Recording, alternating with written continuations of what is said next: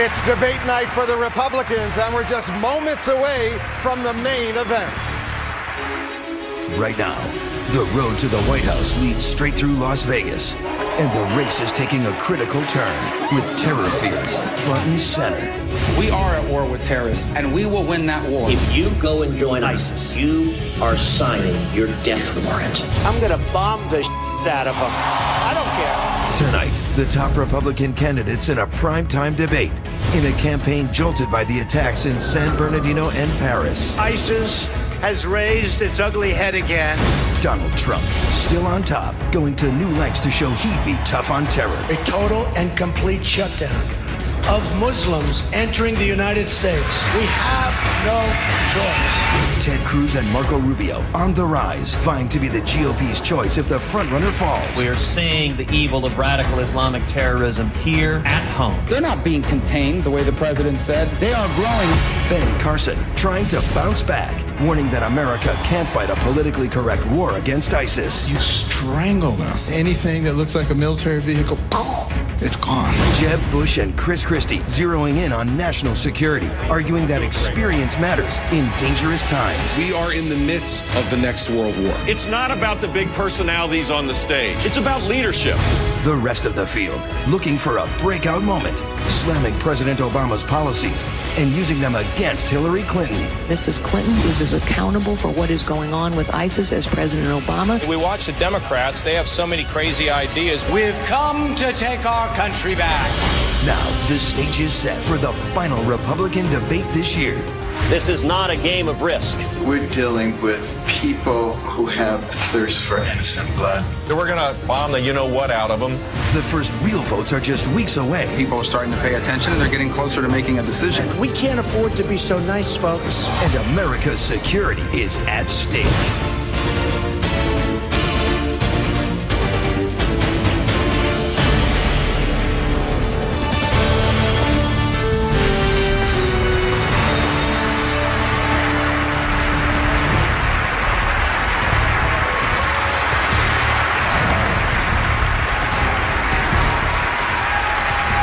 Welcome to the CNN Facebook Republican presidential debate here at the Venetian Las Vegas.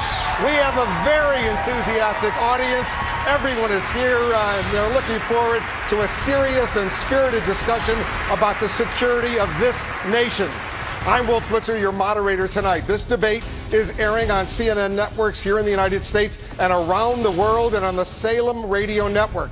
The 9 leading candidates, they are here. Let's welcome them right now. Senator Rand Paul of Kentucky.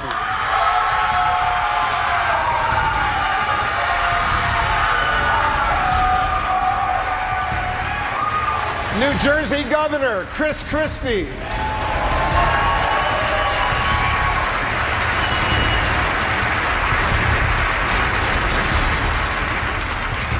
Former Florida Governor Jeb Bush.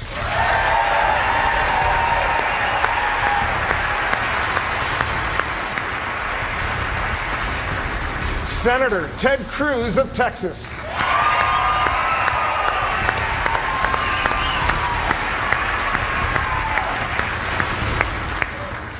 Businessman and real estate developer Donald Trump.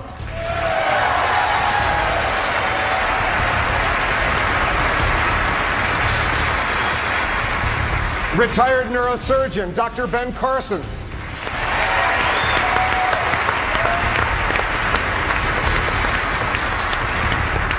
Senator Marco Rubio of Florida.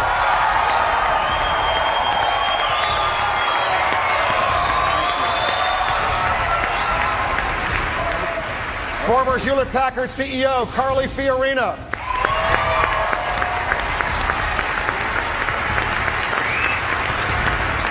And Ohio Governor John Kasich.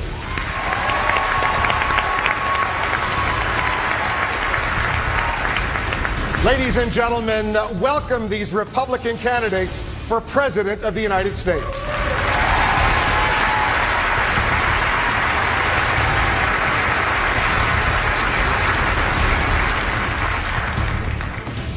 This is the final Republican debate before the election year begins, and we're taking a moment for the photographs of the candidates together on this stage. Now everyone, please rise for the national anthem sung by Ayla Brown.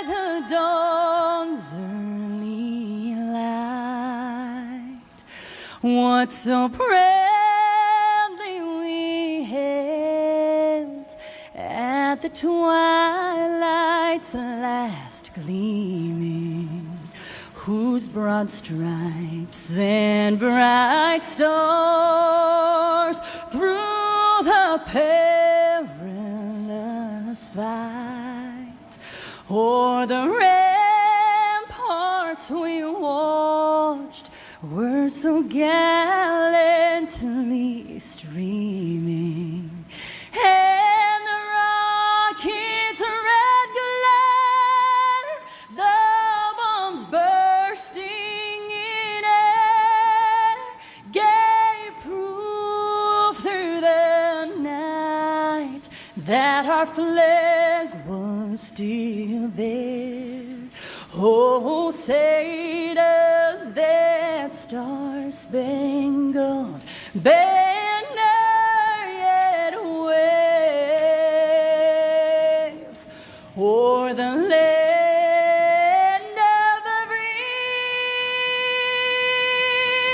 and the home of the brave?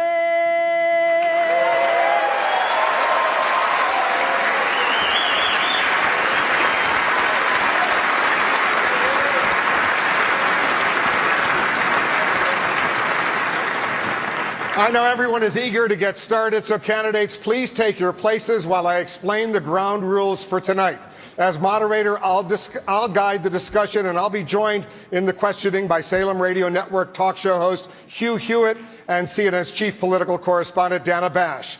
We also asked Republicans and independents nationwide to share their questions for the candidates. We teamed up with Facebook to send a campaign camper across the country over the past several weeks. Thousands of people stepped inside and recorded their questions on video. Millions more have weighed in on Facebook.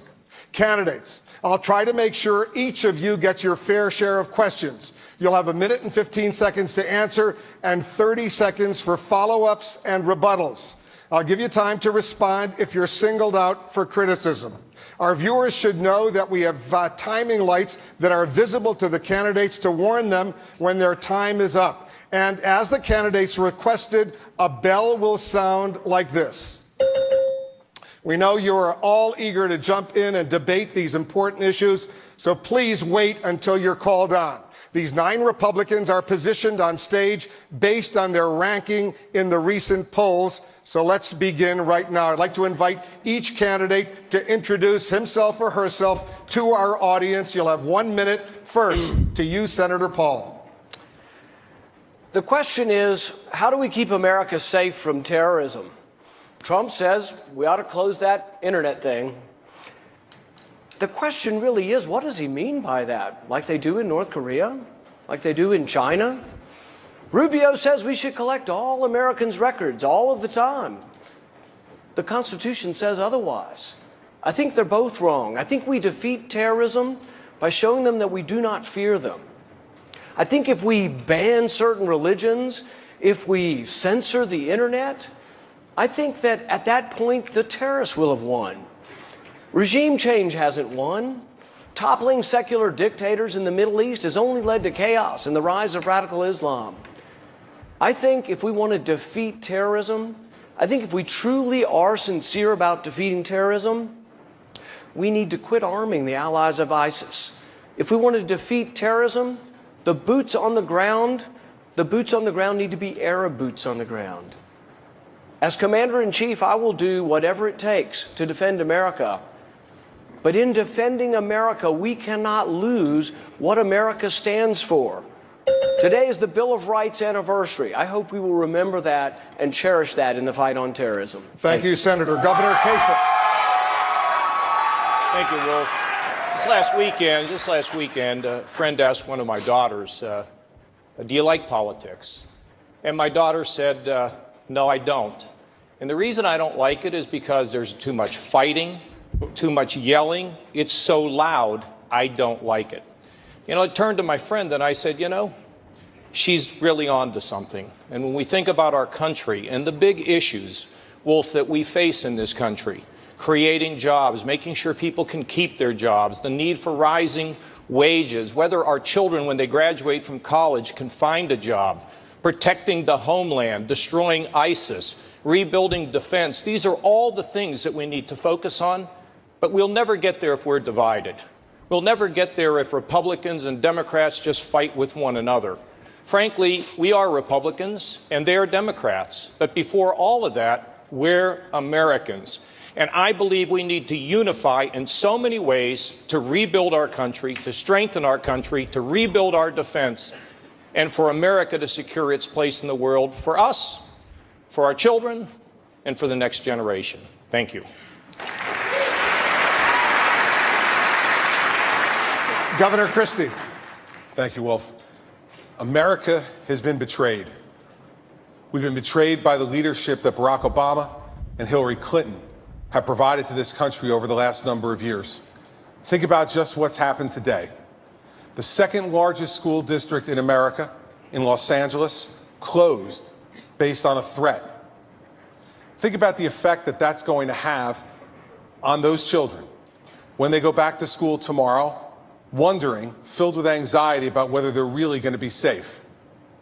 Think about the mothers who will take those children tomorrow morning to the bus stop, wondering whether their children will arrive back on that bus safe and sound.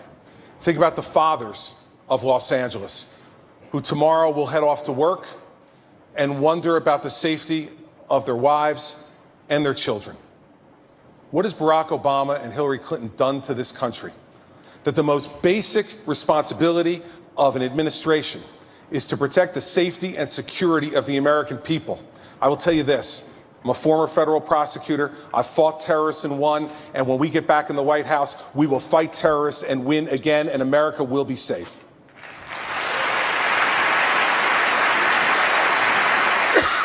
Ms. Fiorina. Like all of you, I'm angry. I'm angry at what's happening to our nation. Citizens, it's time to take our country back. Bombast and insults won't take it back. Political rhetoric that promises a lot and delivers little won't take it back. All of our problems can be solved. All of our wounds can be healed by a tested leader who is willing to fight for the character of our nation. I have been tested. I have beaten breast cancer. I have buried a child. I started as a secretary. I fought my way to the top of corporate America while being called every B word in the book. I fought my way into this election and onto this debate stage while all the political insiders and the pundits told me it couldn't be done. I've been told no all my life, and all my life I've refused to accept no as an answer. Citizens, it is time to take our country back from the political class, from the media, from the liberal elites. It can be done. It must be done. Join me, and we will get it done.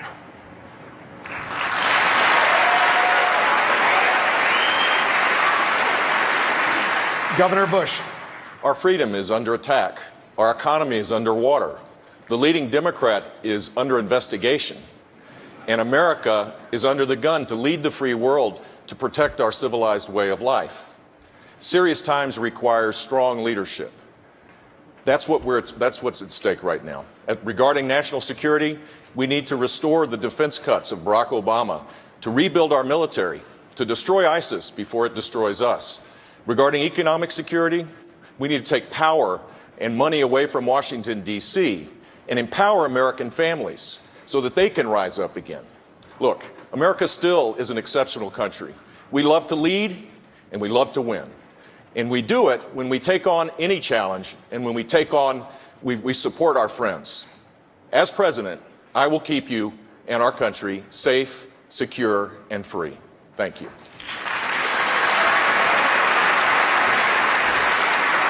Senator Rubio. Thank you, Wolf. It's really amazing to be back in Las Vegas. I spent 6 years here as a child growing up. Not far from where we stand tonight, I used to sit in the porch of our home and listen to my grandfather tell stories as he smoked one of his 3 daily cigars. One of the things my grandfather instilled in me is that I was really blessed because I was a citizen of the greatest country in the history of all mankind. But there have always been people in American politics that wanted America to be more like the rest of the world. And in 2008, one of them was elected president of this country. And the result has been a disaster. Today, you have millions of Americans that feel left out and out of place in their own country, struggling to live paycheck to paycheck, called bigots because they hold on to traditional values. And around the world, America's influence has declined. While this president's destroyed our military, our allies no longer trust us, and our adversaries no longer respect us. And that is why this election is so important. That is why I'm running for president. And that's why I'm going to ask you for your vote tonight. If you elect me president, we will have a president that believes America is the greatest country in the world, and we will have a president that acts like it.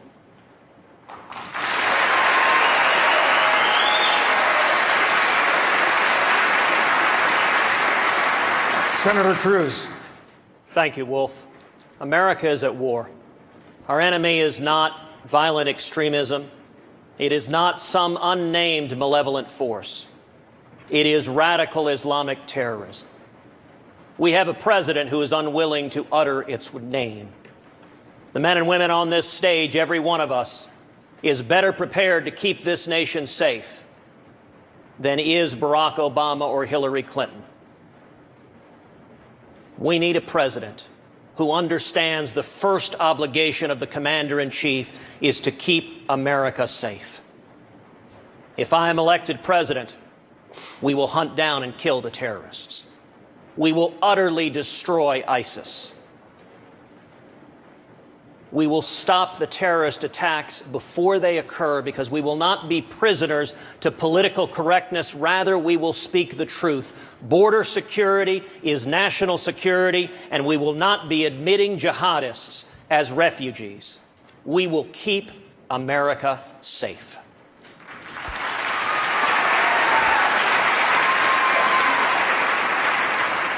Dr. Carson. Thank you, Wolf. Please join me for a moment of silence in remembrance of the San Bernardino victims.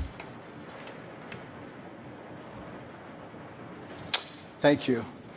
You know, our country, since its inception, has been at war every 15 or 20 years. But the war that we are fighting now against radical Islamic jihadists is one that we must win. Our very existence is dependent upon that. You know, as a pediatric neurosurgeon, I frequently faced life and death situations and had to come up with the right diagnosis, the right plan, and execute that plan, frequently with other colleagues. Right now, the United States of America is the patient, and the patient is in critical condition and will not be cured by political correctness and will not be cured by timidity. And I am asking the Congress, which represents the people, to declare war on ISIS so that we can begin the process of excising that cancer and begin the healing process and bring peace, prosperity, and safety back to America.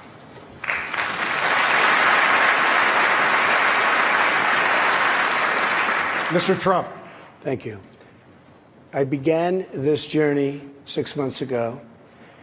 My total focus was on building up our military, building up our strength, building up our borders, making sure that China, Japan, Mexico, both at the border and in trade, no longer takes advantage of our country.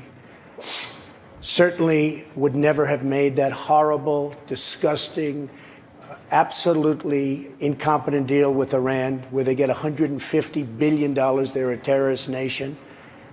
But I began it talking about other things, and those things are things I'm very good at, and maybe that's why I'm center stage. People saw it, people liked it, people respected it. A month ago, things changed. Radical Islamic terrorism came into effect even more so than it has been in the past. People like what I say, people respect what I say, and we've opened up a very big discussion that needed to be opened up. Thank you very much.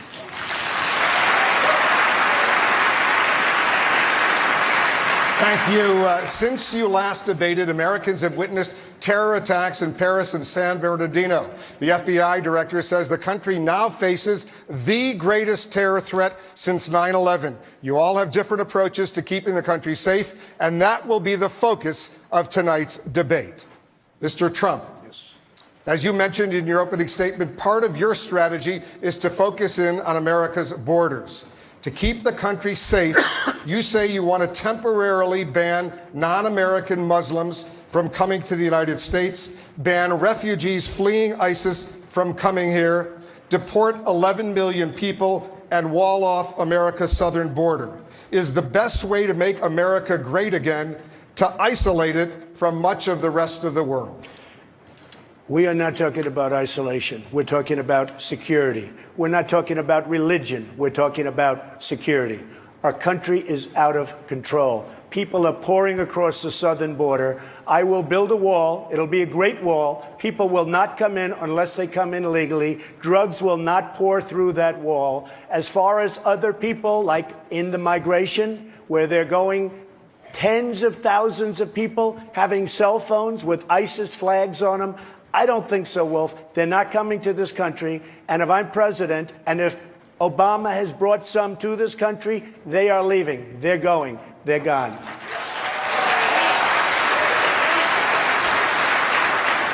Governor Bush, you called Mr. Trump unhinged when he proposed banning non-American Muslims from the United States. Why is that unhinged? Well, first of all, we need to destroy ISIS in the caliphate. That should be our objective. The refugee issue will be solved if we destroy ISIS there, which means we need to have a no-fly zone, safe zones there for refugees, and to build a military force. We need to embed our forces, our troops, inside the Iraqi military. We need to arm directly the Kurds. And all of that has to be done in concert with the Arab nations. And if we're going to ban all Muslims, how are we going to get them to be part of a coalition to destroy ISIS? The Kurds are the greatest fighting force and our strongest allies. They're Muslim. Look, this is not a serious proposal. In fact, it will push the Muslim world, the Arab world, away from us at a time when we need to re-engage with them to be able to create a strategy to destroy ISIS. So Donald, is great at the one-liners, but he's a chaos candidate, and he'd be a chaos president. He would not be the commander-in-chief we need to keep our country safe. Mr. Trump.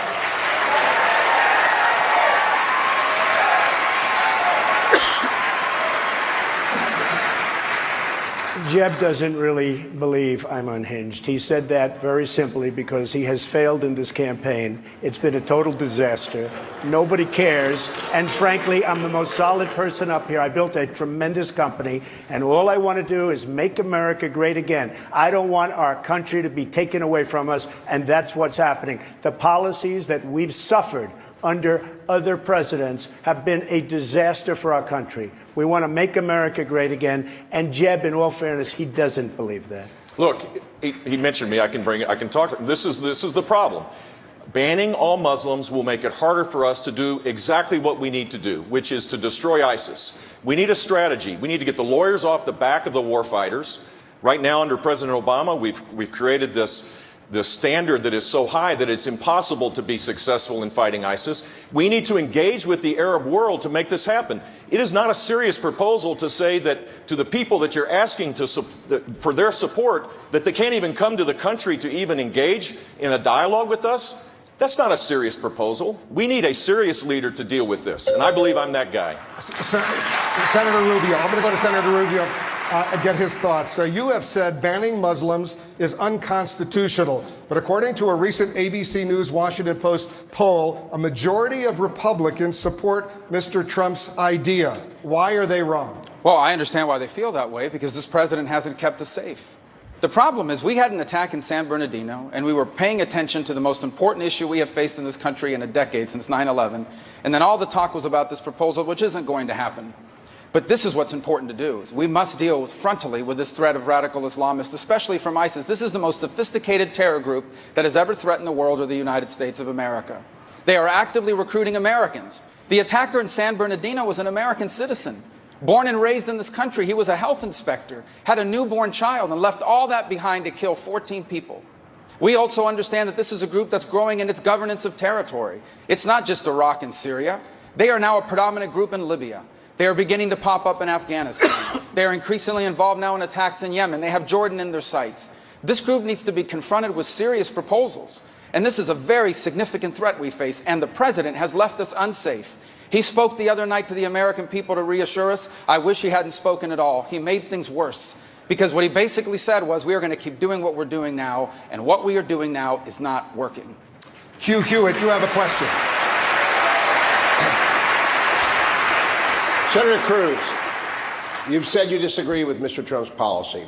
I don't want a cage match. You've tweeted you don't want a cage match, but Republican primary voters deserve to know, with the kind of specificity and responsiveness you delivered in your 9 Supreme Court arguments, how you disagree with Mr. Trump. Will you spell that out with us?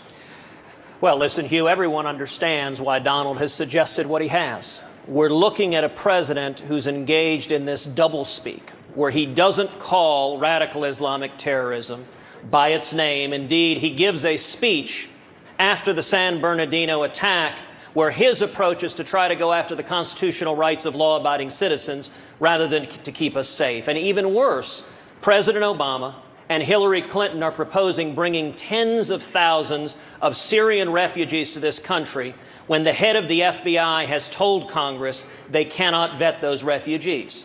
I understand why Donald made that proposal. I introduced legislation in the Senate that I believe is more narrowly focused at the actual threat, which is radical Islamic terrorism. And what my legislation would do is suspend all refugees for 3 years from countries where ISIS or al-Qaeda control substantial territory. So you're saying you disagree because he's too broad and you're having a narrower focus? Why do you disagree with him? Well, you know, I'm reminded of what FDR's grandfather said. He said, all horse thieves are Democrats, but not all Democrats are horse thieves. In this instance, there are millions of peaceful Muslims across the world in countries like India, where there is not the problems we are seeing in nations that are controlled, have territory controlled by al-Qaeda or ISIS, and we should direct at the problem, focus on the problem, and defeat radical Islamic terrorism. It's not a war on a faith, it's a war on a political and theocratic ideology that seeks to murder us. Carly Fiorina, this is the Christmas dinner debate. This will be the debate that Americans talk about at Christmas. And thus far, in the first 10 minutes, we haven't heard a lot about Ronald Reagan's City on a Hill. We've heard a lot about keeping Americans out or keeping Americans safe and everyone else out. Is this what you want the party to stand for? What I think we need to stand for are solutions. I offer myself as a leader to the people of this country because I think they're looking for solutions, not lawyers arguing over laws or entertainers throwing out sound bites that draw media attention. We need to solve the problem. To solve the problem, we need to do something here at home and something over there in their caliphate. We need to deny them territory. But here at home, we need to do 2 fundamental things. Number one, we need to recognize that technology has moved on. The Patriot Act was signed in 2001, roughly. The iPhone was invented in 2007. The iPad was invented in 2011. Snapchat and Twitter, all the rest of it, have been around just for several years. Technology has moved on and the terrorists have moved on with it. Let me tell you a story. Soon after 9/11, I got a phone call from the NSA. They needed help. I gave them help. I stopped a truckload of equipment.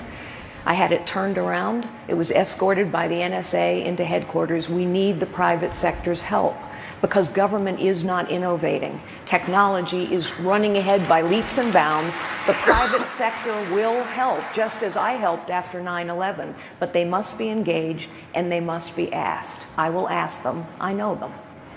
Governor Christie.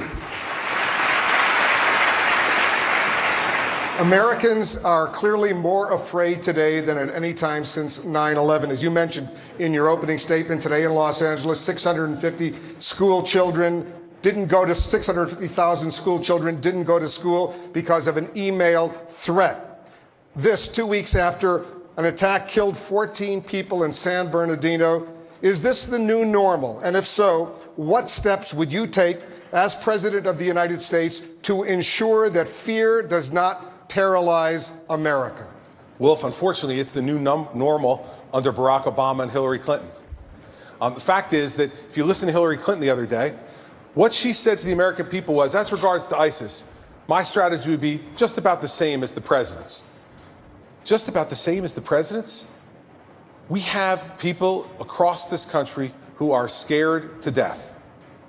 Because I can tell you this, as a former federal prosecutor, if a Center for the Developmentally Disabled in San Bernardino, California, is now a target for terrorists, that means everywhere in America is a target for these terrorists.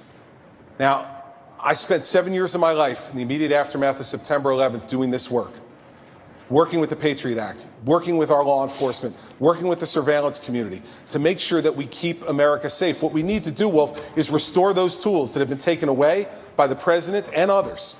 Restore those tools to the NSA and to our entire surveillance and law enforcement community. We need a president who's going to understand what actionable intelligence looks like and act on it. And we need a president and a cabinet who understands that the first and most important priority of the President of the United States is to protect the safety and security of Americans. As someone who has done it, I will make sure it gets done again. Thank you. Governor Kasich. One of the killers in San Bernardino was an American who was not on anyone's watch list. How are you going to find that radicalized person and stop another such attack? Well, first of all, Wolf, I said last February that we needed to have people on the ground, troops on the ground, in a coalition similar to what we had in the first Gulf War. I remember when the Egyptian ambassador to the United States stood in the Rose Garden and pledged Arab commitment to removing Saddam Hussein from Kuwait. Before we came out here tonight, I am told the Saudis have organized 34 countries who want to join in the battle against terrorism. First and foremost, we need to go and destroy ISIS. And we need to do this with our Arab friends and our friends in Europe. And when I see they have a climate conference over in Paris, they should have been talking about destroying ISIS because they are involved in virtually every country, across this world. Now, you destroy ISIS in a coalition, you get joint intelligence with our European friends, and then here at home, there are things called the Joint Terrorism Task Force, headed by the FBI and made up of local law enforcement, including state police. They need the tools, and the tools involve encryption, where we cannot hear what they're even planning. And when we see red flags, a father, a mother, a neighbor who says we got a problem here, then we have to give law enforcement the ability to listen so they can disrupt these terrorist attacks before they occur. We can do this, but we got to get moving. Pay me now or pay me a lot more later. Thank you. This is the direction we need to go. Thank you. Dana Bash, you have the next question. A crucial question is how to balance surveillance with privacy and keeping Americans safe. Senator Cruz, you voted for a bill that President Obama signed into law just this past June that made it harder for the government to access Americans' phone records. In light of the San Bernardino attack, was your vote a mistake? Well, Dana, the premise of your question is not accurate. I'm very proud to have joined with conservatives in both the Senate and the House to reform how we target bad guys. And what the USA Freedom Act did is it did two things. Number one, it ended the federal government's bulk collection of phone metadata of millions of law-abiding citizens. But number two, and the second half of it that is critical, it strengthened the tools of national security and law enforcement to go after terrorists. It gave us greater tools, and we are seeing those tools work right now in San Bernardino. And in particular, what it did is the prior program only covered a relatively narrow slice of phone calls. When you had a terrorist, you could only search a relatively narrow slice of numbers, primarily landlines. The USA Freedom Act expands that, so now we have cell phones, now we have internet phones, now we have the phones the terrorists are likely to use, and the focus of law enforcement is on targeting the bad guys. You know what the Obama administration keeps getting wrong is whenever anything bad happens, they focus on law-abiding citizens instead of focusing on the bad guys. We need to focus on radical Islamic terrorists, and we need to stop them before they carry out acts of terror. Thank you. Senator Rubio, Senator Cruz is right. There was bipartisan support for that, but you voted against it. So is Senator Cruz wrong? He is, and so are those that voted for it. There were some that voted for it because they wanted to keep it alive, and they were afraid the whole program would expire. Here's the world we live in. This is a radical jihadist group that is increasingly sophisticated in its ability, for example, to radicalize American citizens, in its ability to exploit loopholes in our legal immigration system, in its ability to capture and hold territory in the Middle East, as I outlined earlier, in multiple countries.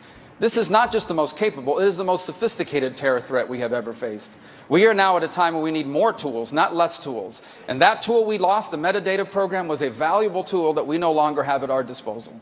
Senator Cruz? Well, I would note that Marco knows what he's saying isn't true.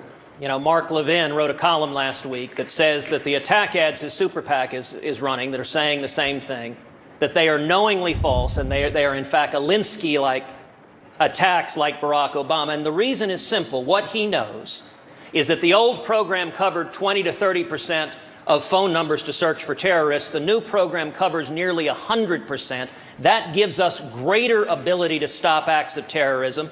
And he knows that that's the case. Dana, may I interject? Senator, let me be very please careful in respond. answering this, because I don't think national television in front of 15 million people is the place to discuss classified information. So let me just be very clear.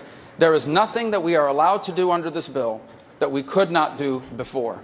This bill did, however, take away a valuable tool that allowed the National Security Agency and other intelligence agencies to quickly and rapidly access phone records and match them up with other phone records to see who terrorists have been calling.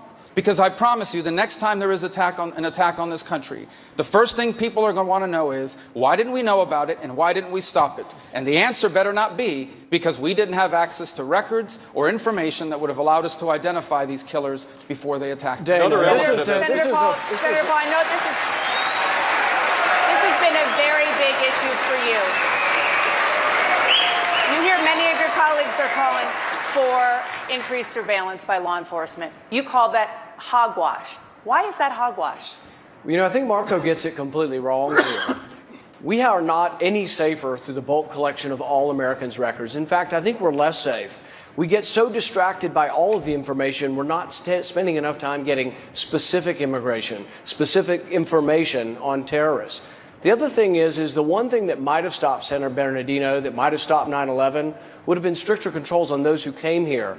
And Marco has opposed at every point increased security, border security for those who come to our country. On his Gang of Eight bill, he would have liberalized immigration, but he did not, and he steadfastly opposed any new border security requirements for refugees or students. Last week, I introduced another bill saying we need more security, we need more scrutiny. Once again, Marco opposed this. So Marco can't have it both ways. He thinks he wants to be this, oh, I'm great and strong on national defense, but he's the weakest of all the candidates on immigration. He is the one for an open border that is leaving us defenseless. If we want to defend the country, we have to defend against who's coming in. And Marco has more of an allegiance to Chuck Schumer and to the liberals than he does to conservative policy.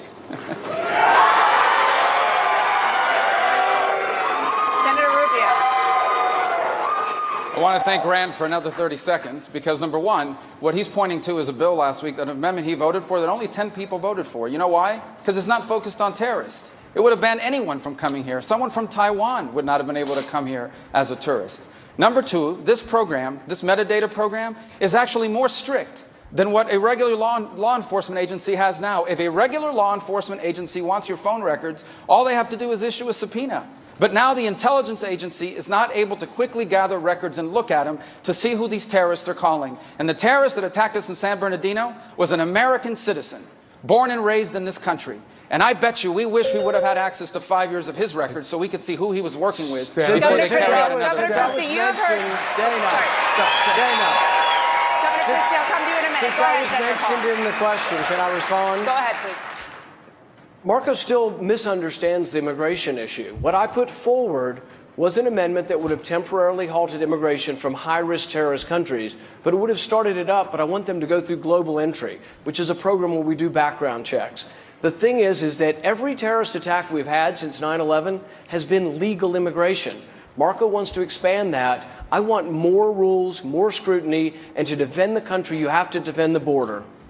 Senator, we're going to talk about immigration in a while.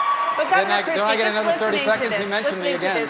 You heard Senator Paul, Senator Cruz talk about how important it is to protect Americans' privacy, even in a time of grave danger. Why? What's wrong with that? Listen, I want to talk to the audience at home for a second. If your eyes are glazing over like mine, this is what it's like to be on the floor of the United States Senate. I mean, endless debates about how many angels on the head of a pin from people who've never had to make a consequential decision in an executive position. The fact is, for 7 years, I had to make these decisions after 9/11. Make a decision about how to proceed forward with an investigation or how to pull back, whether to use certain actionable intelligence or whether not to. And yet they continue to debate about this bill and in the subcommittee and what. Nobody in America cares about that. What they care about is, are we going to have a president who actually knows what they're doing to make these decisions? And for the 7 years afterwards, New Jersey was threatened like no other region in this country. And what we did was we took actions within the Constitution to make sure that law enforcement had all the information they needed. We prosecuted 2 of the biggest terrorism cases in the world and stopped Fort Dix from being attacked by 6 American radicalized Muslims from a mosque in New Jersey because we worked with the Muslim American community to get intelligence, and we used the Patriot Act to get other intelligence to make sure we did those cases. This is the difference between actually having been a federal prosecutor, actually doing something, and just spending your life as one of 100 debating it. Let's talk about how we do this, not about which bill each one of these guys likes more. The American people don't care about that. Thank you. Dr. Carson, you're in favor of monitoring mosques and schools where there is anti-American sentiment. What do you consider anti-American? Well, first of all, let me just complain a little bit. This is the first time I've spoken, and several people have had multiple questions, so please try to pay attention to that. Now, as far as monitoring is concerned, what my point is, we need to make sure that any place, I don't care whether it's a mosque, a school, a supermarket, a theater, it doesn't matter. If there are a lot of people getting there, engaging in radicalizing activities, then we need to be suspicious of it. We have to get rid of all this PC stuff. And people are worried about somebody's going to say that I'm Islamophobic or what have you. This is craziness because we are at war. That's why I asked Congress, go ahead and declare the war. We need to be on a war footing. We need to understand that our nation is in grave danger. What the Muslim Brotherhood said in the explanatory memorandum that was discovered during the Holy Land Foundation trial is that they will take advantage of our PC attitude to get us. And we have to be better than this. We have to be smarter than they are. Dr. Carson, who was right in that little debate we just heard between Senator Rubio and Senator Paul? I think you have to ask them about that. I don't want to get in between them. Let them fight. Wolf. Hold on 1 second. We have a lot more to come, and everybody's going to have their full opportunities. Governor Bush, 6 days after 9/11, your brother visited a mosque and said, quote, "Islam is peace." The conversation tonight is about banning Muslims and surveillance of mosques. Are President Bush's words still relevant in today's Republican Party? They are relevant if we want to destroy ISIS, if we want to destroy radical Islamic terrorism. We can't disassociate ourselves from peace-loving Muslims. If we expect to do this on our own, we will fail. But if we do it in unison with people who also are at risk and threatened by Islamic radical terrorism, we'll be far more successful.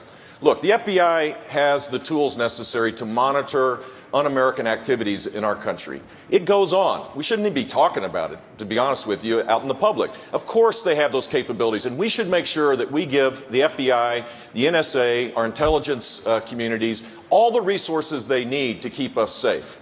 But the main thing we should be focused on is a strategy to destroy ISIS. And I laid out a plan at the Reagan Library before the tragedy of Paris and before San Bernardino to do just that. It requires leadership. It's not filing an amendment and calling it success. It is developing a strategy, leading the world, funding it to make sure that we have a military that's second to none, and doing the job and making sure that we destroy ISIS there. That's how you keep America safe. Ms. Fiorina, as you pointed out, you were a CEO in Silicon Valley on 9/11. Companies there, they say they won't help the FBI now crack encrypted communications from ISIS. Should they be forced to? Listening to this conversation, let me just say, we have a lot of argument about laws, but none of it solves the problem. Let's examine what happened. Why did we miss the Tsarnaev brothers?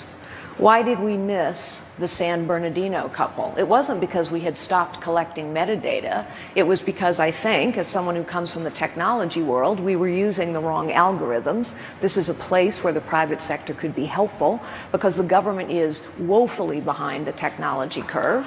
But secondly, the bureaucratic processes that have been in place since 9/11 are woefully inadequate as well. What do we now know? That DHS vets people by going into databases of known or suspected terrorists. And yet we also know that ISIS is recruiting people who are not in those databases. So of course we're going to miss them. And then we now learn that DHS says, no, we can't check their social media. For heaven's sakes, every parent in America is checking social media, and every employer is as well. But our government can't do it. The bureaucratic procedures are so far behind. Our government has become incompetent, unresponsive, corrupt, and that incompetence, ineptitude, lack of accountability is now dangerous. It is why we need a different kind of leadership in the White House that understands how to get bureaucracies competent again. But my question was, should these Silicon Valley companies be forced to cooperate with the FBI? They do not need to be forced. They need to be asked to bring the best and brightest, the most recent technology to the table. I was asked as a CEO. I complied happily, and they will as well, but they have not been asked. That's why it cost billions of dollars to build an Obama website that failed, because the private sector wasn't asked. Mr. Trump, you recently suggested closing that internet up, those were your words, as a way to stop ISIS from recruiting online. Are you referring to closing down actual portions of the internet? Some say that would put the U.S. in line with China and North Korea. Well, look, this is so easy to answer. ISIS is recruiting through the internet. ISIS is using the internet better than we are using the internet, and it was our idea. What I wanted to do is I wanted to get our brilliant people from Silicon Valley and other places and figure out a way that ISIS cannot do what they're doing. You talk freedom of speech, you talk freedom of anything you want. I don't want them using our internet to take our young, impressionable youth and watching the media talking about how they're masterminds. These are masterminds. They shouldn't be using the word mastermind. These are thugs. These are terrible people in ISIS, not masterminds. And we have to change it from every standpoint. But we should be using our brilliant people, our most brilliant minds, to figure a way that ISIS cannot use the internet. And then on second, we should be able to penetrate the internet and find out exactly where ISIS is and everything about ISIS. And we can do that if we use our good people. Let me follow up, Mr. Trump. So are you open to closing parts of the internet? I would certainly be open to closing areas where we are at war with somebody. I sure as hell don't want to let people that want to kill us and kill our nation use our internet. Yes, sir, I am. Thank you.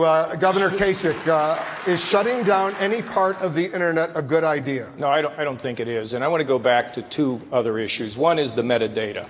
We know we have to hold this data for a longer period of time. And, you know, in a lot of ways, Chris is right. Look, what a president has to do is stake a position. We don't want to err on the side of having less. We want to err on the side of having more. That's good for our families. In addition to that, Wolf, there is a big problem. It's called encryption.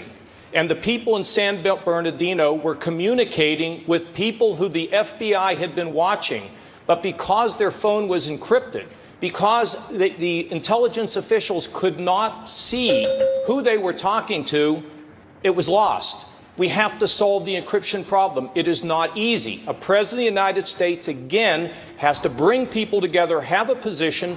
We need to be able to penetrate these people when they are involved in these plots and these plans, and we have to give the local authorities the ability to penetrate, to disrupt. That's what we need to do. Encryption is a major problem, and Congress has got to deal with this, and so does the president, to keep us safe. Thank you, Governor. The fight against radical Islamic terrorists and ISIS has been called the war of our time. So let's talk about how each of you, as Commander-in-Chief, would fight this war and win it. Senator Cruz, you have said you would, quote, carpet bomb ISIS into oblivion, testing whether, quote, sand can glow in the dark.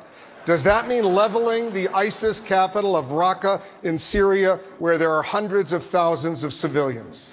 What it means is using overwhelming air power to utterly and completely destroy ISIS. To put things in perspective, in the first Persian Gulf War, we launched roughly 1,100 air attacks a day. We carpet bombed them for 37 days, saturation bombing, after which our troops went in and in a day and a half mopped up what was left of the Iraqi army. Right now, Obama is launching between 15 and 30 air attacks a day. It is photo op foreign policy.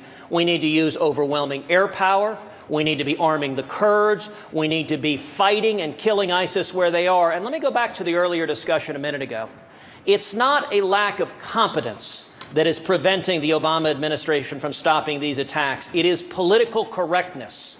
We didn't monitor the Facebook posting of the female San Bernardino terrorist because the Obama DHS thought it would be inappropriate. She made a public call to jihad, and they didn't target it. The Tsarnaev brothers, the elder brother, made a public call to jihad, and the Obama administration didn't target it. Nidal Hassan communicated with Anwar al-Awlaki, a known radical cleric, asked about waging jihad against his fellow soldiers. The problem is, because of political correctness, the Obama administration, like a lot of folks here, want to search everyone's cell phones and emails and not focus on the bad guys, and political correctness is killing people. Thank you. To be clear, Senator Cruz, would you carpet bomb Raqqa, the ISIS capital, where there are a lot of civilians? Yes or no? You would carpet bomb where ISIS is, not a city, but the location of the troops. You use air power directed, and you have embedded special forces to direct the air power. But the object isn't to level a city. The object is to kill the ISIS terrorists, to make it... Listen, ISIS is gaining strength because the perception is that they're winning, and President Obama fuels that perception. That will change when militants across the globe see that when you join ISIS, that you are giving up your life, you are signing your death warrant, and we need a president who is focused on defeating every single ISIS terrorist and protecting the homeland, which should be the first priority. Thank you, Senator. Senator Rubio, you've been critical of Senator Cruz's strategy. You say his voting record doesn't match his rhetoric. Why? Well, let me begin by saying that we have to understand who ISIS is. ISIS is a radical Sunni group. They cannot just be defeated through airstrikes. Airstrikes are a key component of defeating them, but they must be defeated on the ground by a ground force. And that ground force must be primarily made up of Sunni Arabs themselves. Sunni Arabs that reject them ideologically and confront them militarily. We will have to embed additional American special operators alongside them to help them with training, to help them conduct special missions, and to help improve the airstrikes. The airstrikes are important, but we need to have an Air Force capable of it. And because of the budget cuts we are facing in this country, we are going to be left with the oldest and the smallest Air Force we have ever had. We have to reverse those cuts, in addition to the cuts to our Navy and in addition to the cuts to our Army as well. And beyond that, I would say we must win the information war against ISIS. Every war we have ever been involved in has had a propaganda informational aspect to it. ISIS is winning the propaganda war. They are recruiting people, including Americans, to join them with the promise that they are joining this great apocalyptic movement that is going to defeat the West. We have to show what life is really like in ISIS territory, and we have to show them why ISIS is not invincible by going out and conducting these attacks and publicizing them to those who they recruit. Because I asked the question, Senator, because you said this. You said he, referring to Senator Cruz, voted against the Defense Authorization Act every year that it came up, and I assume that if he voted against it, he would veto it as president. That's the bill that funds our troops. That is accurate. 3 times he voted against the Defense Authorization Act, which is a bill that funds the troops. It also, by the way, funds the Iron Dome and other important programs. And I have to assume that if you vote against it in the Senate, you would also veto it as president.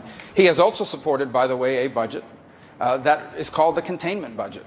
And it is a budget that would radically reduce the amount of money we spend on our military. You can't carpet bomb ISIS if you don't have planes and bombs to attack them with. And if we continue those cuts that we're doing now, not to mention additional cuts, we are going to be left with the oldest and the smallest Air Force this country has ever had. And that leaves us less safe. Senator Cruz. Well, you know, Marco has continued these attacks, and he knows they're not true. Yes, it is true that I voted against the National Defense Authorization Act because when I campaigned in Texas, I told voters in Texas that I would oppose the federal government having the authority to detain U.S. citizens permanently with no due process. I have repeatedly supported an effort to take that out of that bill, and I honored that campaign commitment. But more broadly, you know, the notion Marco is suggesting that somehow he also has tossed more than a few insults this direction. Let's be absolutely clear. ISIS and radical Islamic terrorism will face no more determined foe than I will be. We will utterly destroy them by targeting the bad guys. And one of the problems with Marco's foreign policy is he has far too often supported Hillary Clinton and Barack Obama undermining governments in the Middle East that have helped radical Islamic terrorists. We need to focus on killing the bad guys, not getting stuck in Middle Eastern civil wars that don't keep America safe. Senator Rubio. Yeah, 3 points of distinction. The first is, if you're an American citizen and you decide to join up with ISIS, we're not going to read you your Miranda rights. You're going to be treated as an enemy combatant, a member of an army attacking this country. Number 2, we do need our defense capabilities. It is a fact that the cuts we are facing today and the cuts that Senator Cruz would have supported would leave us with an even smaller Air Force and a smaller Navy than the one we are going to be left with. And the final point that I would make is Hillary Clinton and Barack Obama's strategy is to lead from behind. It sounds like what he's outlining is not to lead at all. We cannot continue to outsource foreign policy. We must lead. We are the most powerful nation in the world. We need to begin to act like it again. We're going to have much more on this. We're going to have much more on this, but I want to move now back to Mr. Trump. This legislation, hold on. This legislation on indefinite detention, I think deserves a little more attention. We have a lot to discuss. I want to move to Mr. Trump right now. We have a question on this war against ISIS and how you would fight and win this war. Here's the question from Facebook. Listen to this. I'm Josh Jacob from Georgia Tech. Recently, Donald Trump mentioned that we must kill the families of ISIS members. However, this violates the principle of distinction between civilians and combatants in international law. So my question is, how would intentionally killing innocent civilians set us apart from ISIS? Mr. Trump. We have to be much tougher. We have to be much stronger than we've been. We have people that know what's going on. You take a look at just the attack in California the other day. There were numerous people, including the mother, that knew what was going on. They saw pipe bombs sitting all over the floor. They saw ammunition all over the place. They knew exactly what was going on. When you had the World Trade Center go, people were put into planes that were friends, family, girlfriends, and they were put into planes and they were sent back, for the most part, to Saudi Arabia. They knew what was going on. They went home and they wanted to watch their boyfriends on television. I would be very, very firm with families. And frankly, that will make people think, because they may not care much about their lives, but they do care, believe it or not, about their families' lives. Donald, this is Governor Bush. This is another example of the lack of seriousness. Look, this is troubling because we're at war. They've declared war on us, and we need to have a serious strategy to destroy ISIS. But the idea that that is a solution to this is just crazy. It makes no sense to suggest this. Look, 2 months ago, Donald Trump said that ISIS was not our fight. Just 2 months ago. He said that Hillary Clinton would be a great negotiator with Iran. And he gets his foreign policy experience from the shows. Come on, that is not a serious kind of candidate. We need someone that thinks this through, that can lead our country to safety and security. Mr. Trump. Look, the problem is we need toughness. honestly, I think Jeb is a very nice person. He's a very nice person, but we need tough people. We need toughness. We need intelligence, and we need tough. Jeb said when they come across the southern border, they come as an act of love. You said in September 30th that ISIS was not a Am I not a talking factor. or are you talking, Jeb? I'm You can talking go right back. now. I'm talking. You can go back. You're not I'm talking. talking. You interrupted me, September Jeb. 30th, Are you going you to said it. apologize, Jeb? No. Am I allowed to finish? Yes, one at a time. Excuse Go ahead, me. Mr. Am I allowed to finish? Go ahead, Mr. Trump. So, Little of your own again, medicine there, I Governor. know you're trying Governor to build Bush, up your energy, please, Jeb, but it's not working one at very a time. Yeah. Look. We need a toughness. We need strength. We're not respected as a nation anymore. We don't have that level of respect that we need. And if we don't get it back fast, we're just going to go weaker, and just disintegrate. We can't allow that to happen. We need strength. We don't have it. When Jeb comes out and he talks about the border, and I saw it, and I was witness to it, and so was everyone else, and I was standing there, they come across as an act of love. He's saying the same thing right now with radical Islam. And we can't have that in our country. It just won't work. We need strength. Governor Bush. Donald, you're not going to be able to insult your way to the presidency. That's not going to happen. And I do have the strength. Leadership is not about attacking people and disparaging people. Leadership is about creating a serious strategy to deal with the threat of our time. And I laid out that strategy before the attacks in Paris and before the attacks in San Bernardino, and it is the way the way forward. We need to increase our military spending. We need to deal with a no-fly zone in Syria, a safe zone. We need to focus on building a military that is second to none so that we can destroy Islamic terrorism. With Jeb's attitude, we will never be great again. That I can tell you. We will never be great again. All right, Hugh Hewitt at Denabash. Hugh, go ahead with the next question. Dr. Carson, you mentioned in your opening remarks that you're a pediatric neurologist surgeon. Neurosurgeon. And people admire and respect and are inspired by your life story, your kindness, your evangelical core support. We're talking about ruthless things tonight. Carpet bombing, toughness, war. And people wonder, could you do that? Could you order airstrikes that would kill innocent children by not the scores, but the hundreds and the thousands? Could you wage war as a commander-in-chief? Well, interestingly enough, you should see the eyes of some of those children when I say to them, we're going to have to open your head up and take out this tumor. They're not happy about it, believe me.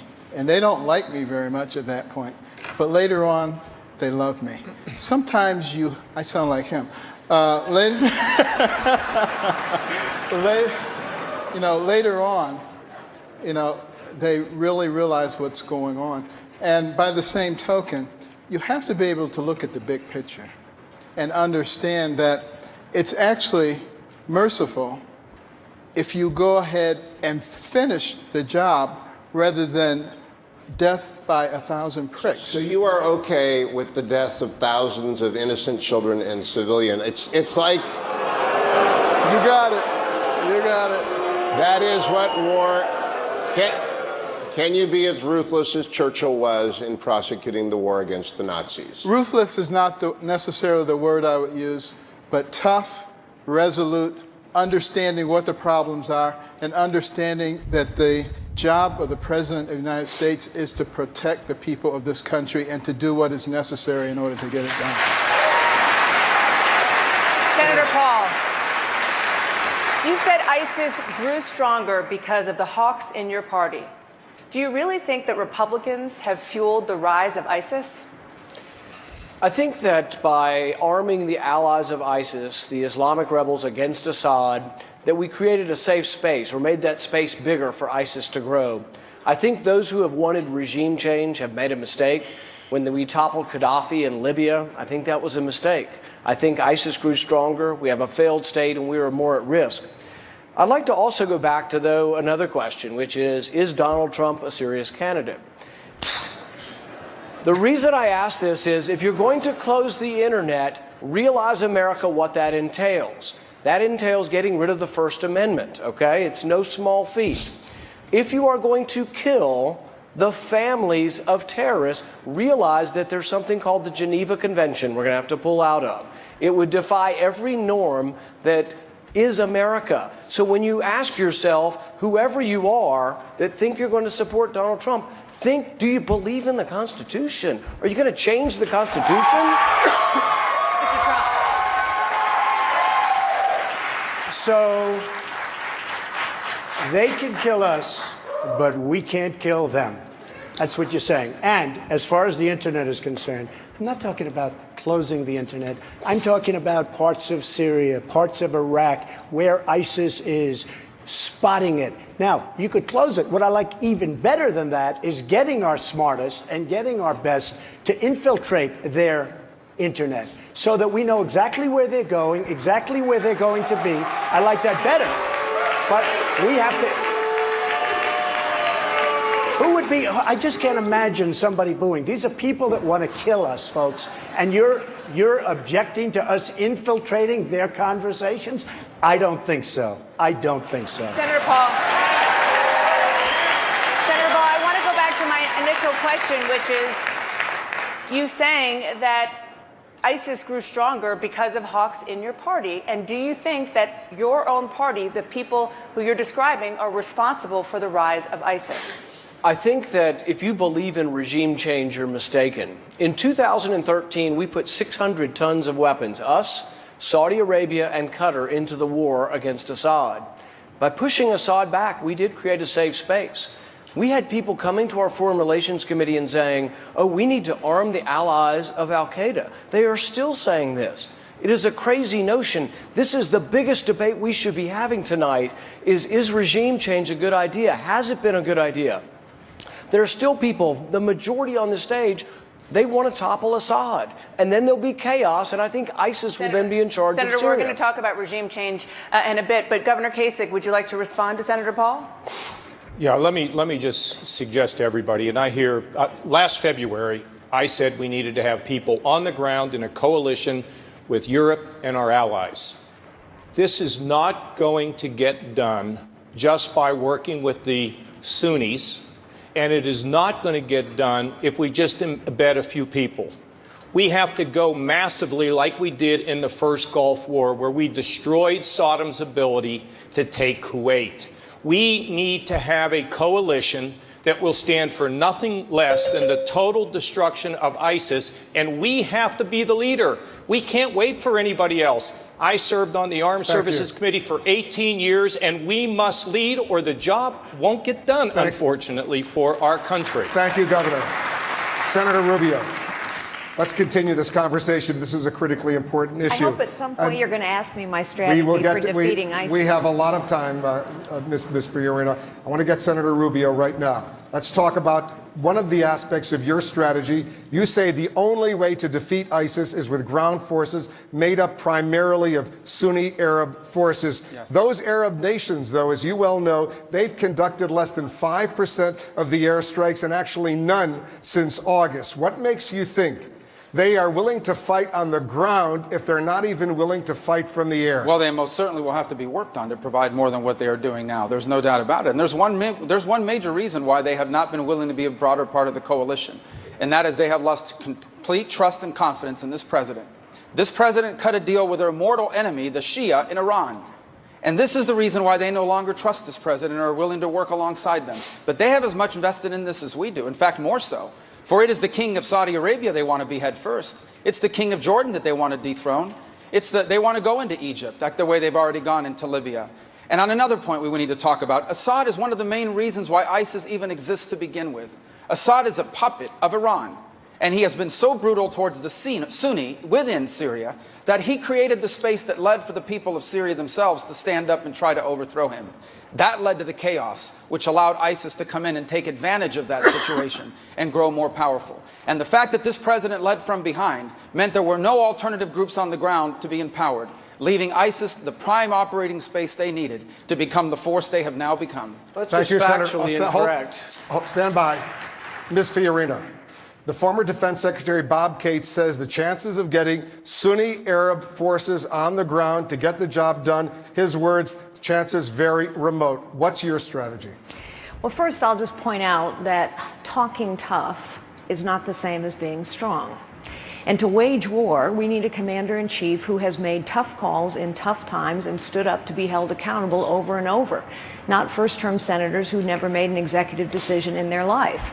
One of the things I would immediately do, in addition to defeating them here at home, is bring back the warrior class: Petraeus, McChrystal, Mattis, Keene, Flynn. Every single one of these generals I know, every one was retired early because they told President Obama things that he didn't want to hear.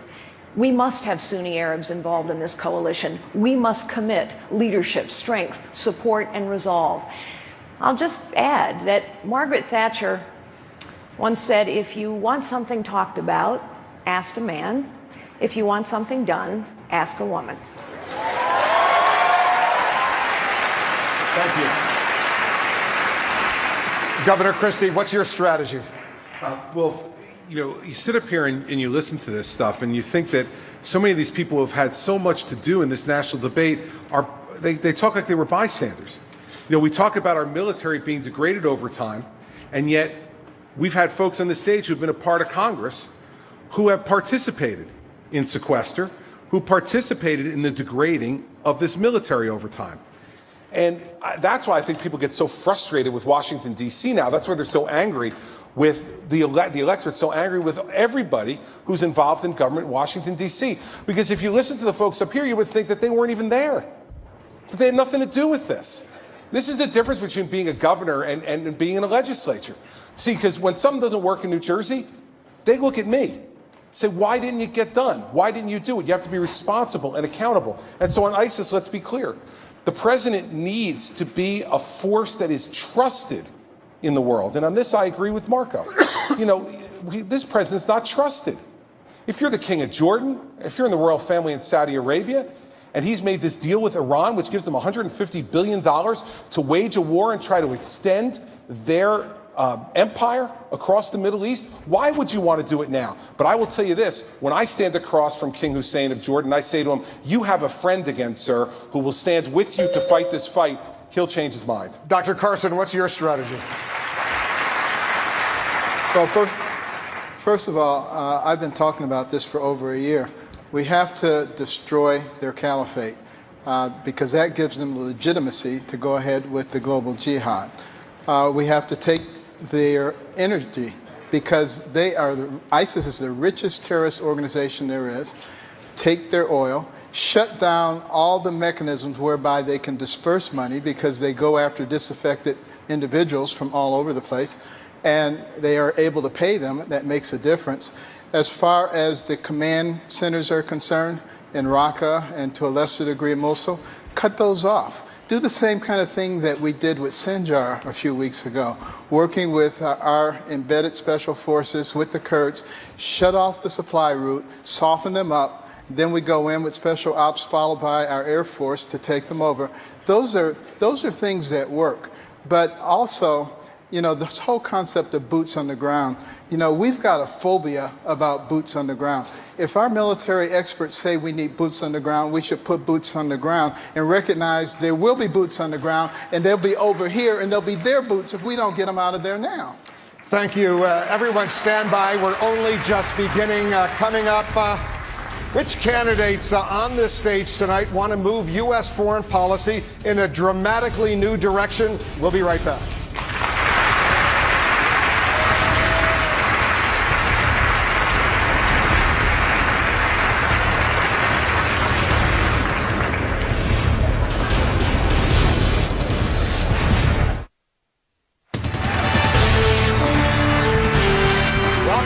To the CNN Facebook Republican presidential debate here at the Venetian Las Vegas. The war against ISIS will pose many new challenges for the next commander-in-chief.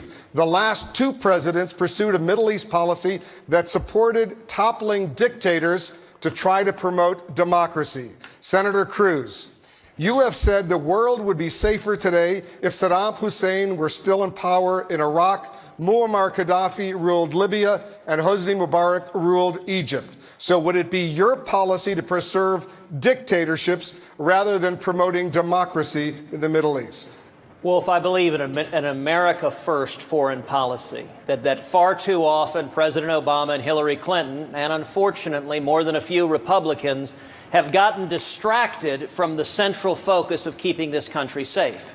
So let's go back to the beginning of the Obama administration, when Hillary Clinton and Barack Obama led NATO in toppling the government in Libya. And they did it because they wanted to promote democracy. A number of Republicans supported them. The result of that, and we were told then that there were these moderate rebels that would take over. Well, the result is Libya is now a terrorist war zone run by jihadists. Move over to Egypt. Once again, the Obama administration, encouraged by Republicans, toppled Mubarak, who had been a reliable ally of the United States, of Israel, and in its place, Morsi and the Muslim Brotherhood came in, a terrorist organization. And we need to learn from history. These same leaders, Obama, Clinton, and far too many Republicans, want to topple Assad. Assad is a bad man. Gaddafi was a bad man. Mubarak had a terrible human rights record.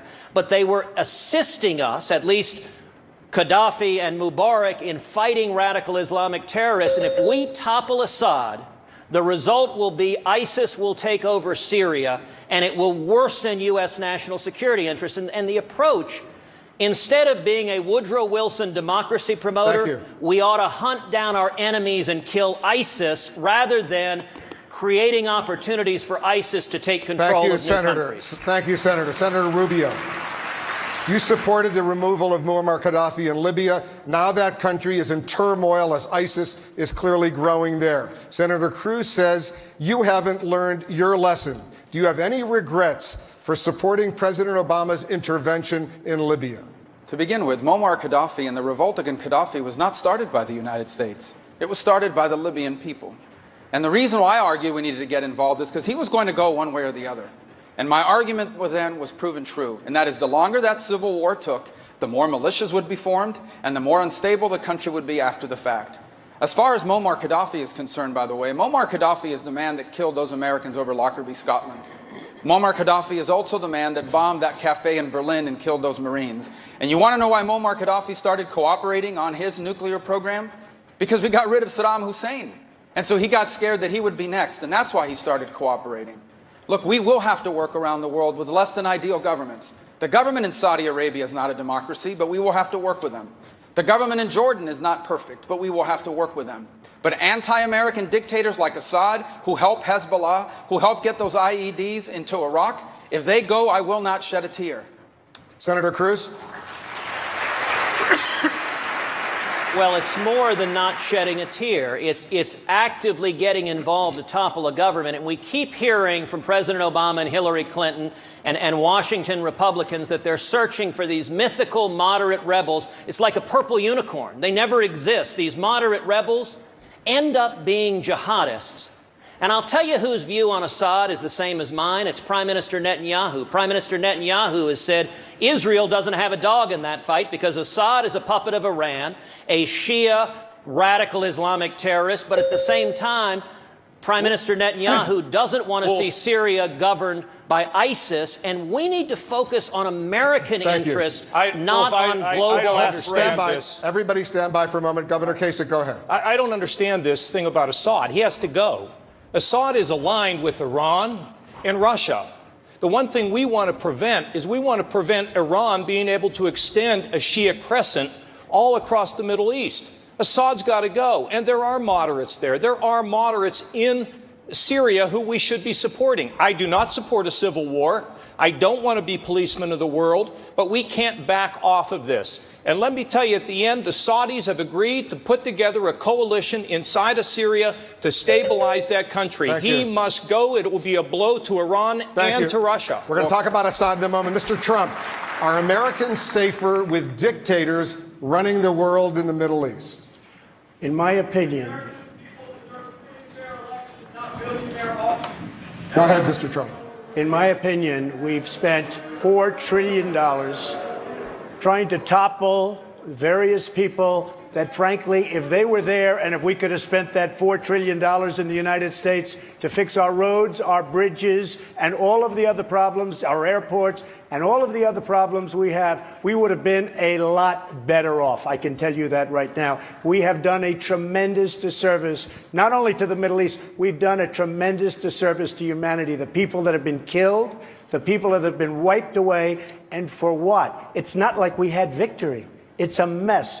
The Middle East is totally destabilized, a total and complete mess. I wish we had the $4 trillion or $5 trillion. I wish it was spent right here in the United States on our schools, hospitals, roads, airports, and everything else that are all falling apart. Wow, that is exactly what President Obama said. Go ahead. That's exactly what President Obama has said. I'm amazed to hear that from a Republican presidential candidate. But let's just start with who got it wrong. Who really got it wrong? Hillary Clinton has gotten every foreign policy challenge wrong. The gimmicky red reset button with Vladimir Putin. Recall that she called Bashar al-Assad a positive reformer, and then she opened an embassy. And then later she said over and over and over again, Bashar al-Assad must go, although she wasn't prepared to do anything about it. Recall that Hillary Clinton was all for toppling Muammar Gaddafi, then didn't listen to her own people on the ground. And of course, when she lied about the terrorist attack in Benghazi, she invited more terrorist attacks. Thank you. Mr. Trump. Well, there's nothing to respond to. People feel differently. I mean, the fact is Benghazi was a disaster because of Libya. Everything just fell into place. It could not have been worse. What do we have now? We have nothing. We've spent $3 trillion and probably much more. They have no idea what we spent. Thousands and thousands of lives. We have nothing. Wounded warriors all over the place who I love. We have nothing for it. And by the way, and Ben said, and correctly, and I'm not saying this is a knock, because this is one of the finest men. You're not going to find a finer man. But I've been talking about oil for 3 years. I've been saying, take the oil, take the oil. I didn't say just bomb it. I said take it and use it and distribute it so that the wounded warriors and people. But I've been saying this now for many years. Now, all of a sudden, everybody's saying take the oil. It wasn't so fashionable to take the oil 6 months ago. I've been saying it for years. Dr. Carson, is the Middle East, Dr. Carson, is the Middle East better off with dictators?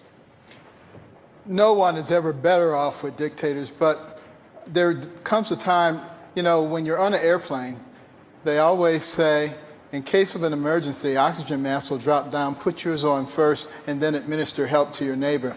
We need oxygen right now, and we need to start thinking about the needs of the American people before we go and try to solve everybody else's problems.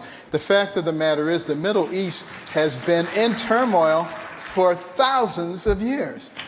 For us to think that we're going to go in there and fix that with a couple of little bombs and a few little declarations is relatively foolish. Governor Bush. Look, I think we're focusing on hold on, Governor Bush, here's the question.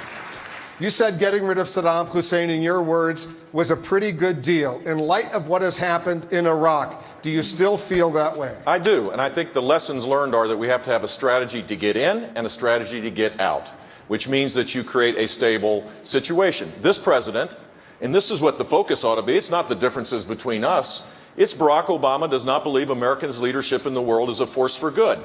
He does not believe that our strength is a place where security can take place. He leads from behind.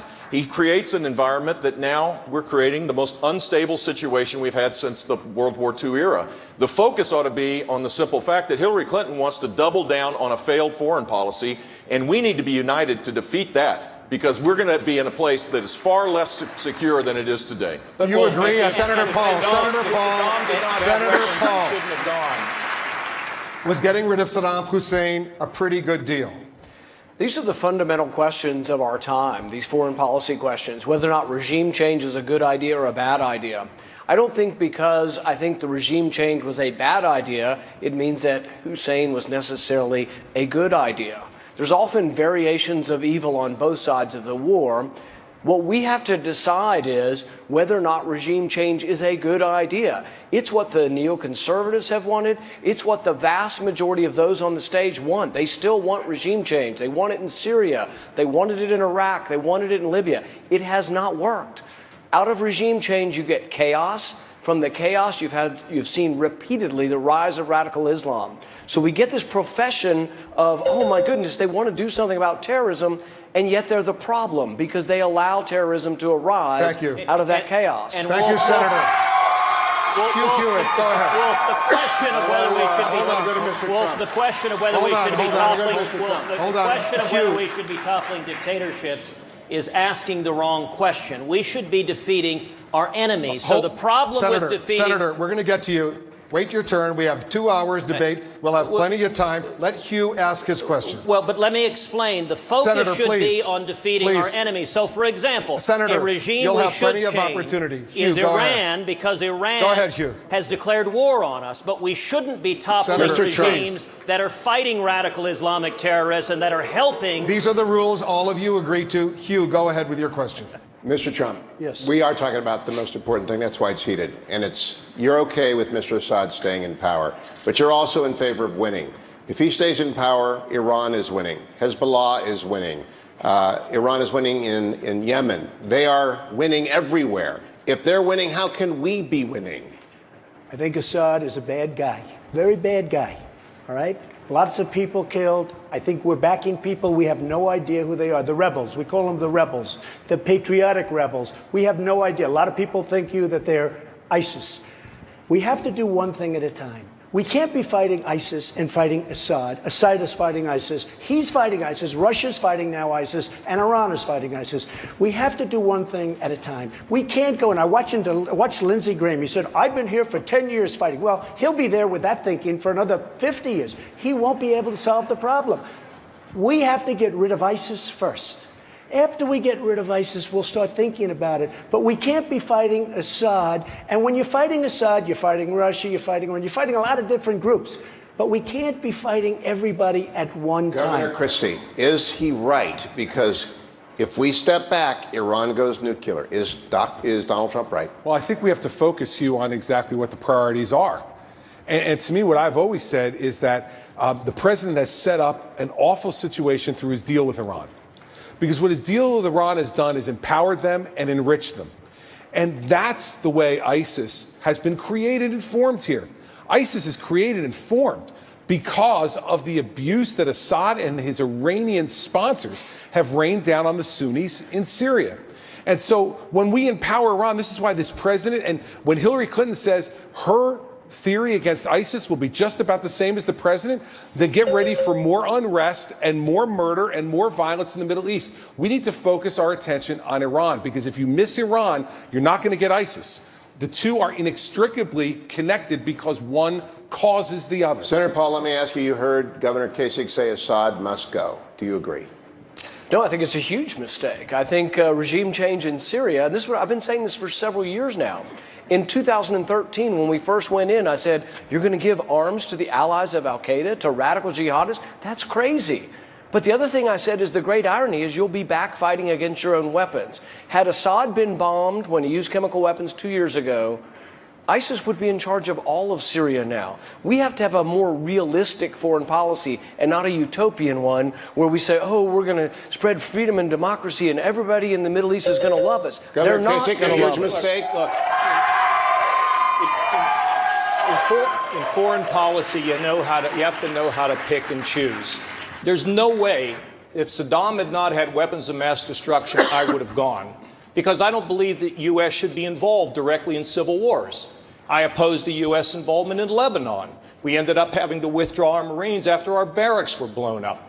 There's a difference between Iraq, where you have Sunni, Shia, and Kurds put together after First World War by the Western powers. It doesn't work. It needs to break up into three parts. And finally, in regard to Syria, understand that Assad is an ally of Iran who wants to extend that Shia radicalism all the way across the Middle East. He has to go. And for the Russians, frankly, it's time that we punch the Russians in the nose. They've gotten away with too much in this world, and we need to stand up against them, not just there, but also in Eastern Europe, where they threaten some of our most precious allies. Let's continue with Russia right now. We have another question from Facebook. Listen and watch. My name is Ashley Toffel. Ms. Fiorina, in November, you said that you would not talk to Vladimir Putin after you were elected because you would be communicating from a position of weakness. Do you believe that it is feasible to not communicate with another world leader, and do you think that that also is a sign of weakness? Ms. Fiorina, as you know, U.S. and Russian warplanes, they're flying all over Syria right now. With so many lives on the line, is this a good time for the United States not to talk to Putin? I didn't say I would cut off all communication with Putin. What I said was, as President of the United States, now is not the time to talk with him. Reagan walked away at Reykjavik. There is a time and a place for everything. There is a time and a place for talk, and there is a time and a place for action. I know Vladimir Putin. He respects strength. He lied to our president's face, didn't bother to tell him about warplanes and troops going into Syria. We need to speak to him from a position of strength. So as commander-in-chief, I will not speak to him until we've set up that no-fly zone, until we've gathered our Sunni Arab allies and begun to deny ISIS territory, until I've called the supreme leader of Iran and told him, New Deal. New Deal, we, the United States of America, are going to cut off the money flow, which we can do, which we don't need anyone's permission or collaboration to do. And I will not speak to him personally until we've rebuilt the Sixth Fleet a little bit right under his nose, rebuilt the missile defense program in Poland right under his nose, and conducted a few military exercises in the Baltic states. And let us remember one other thing. Hillary Clinton and Barack Obama are responsible for the growth of ISIS because they precipitously withdrew from Iraq in 2011 against the advice of every single general and for political expediency. It's not these people up here. It's Hillary Clinton. Thank you, Ms. Fiorina.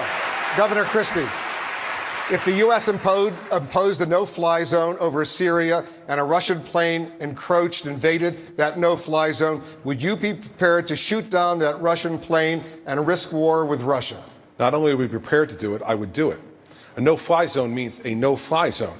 Wolf, that's what it means. See, maybe because I'm from New Jersey, I just have this kind of plain language hang up. But I would make very clear, I would not talk to Vladimir Putin. In fact, I would talk to Vladimir Putin a lot.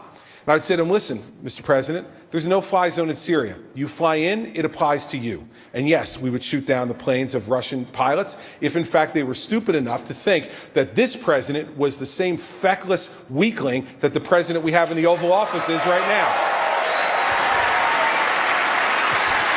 Senator Paul. Senator Paul, I want you to respond to what we just heard from Governor Christie. If there was a no-fly zone, you say that potentially could lead to World War III. Why? Well, I think if you're in favor of World War III, you have your candidate. You know, here's the thing. My goodness, what we want in a leader is someone with judgment, not someone who is so reckless as to stand on the stage and say, yes, I'm jumping up and down. I'm going to shoot down Russian planes. Russia already flies in that airspace. It may not be something we're in love with the fact that they're there, but they were invited by Iraq and by Syria to fly in that airspace.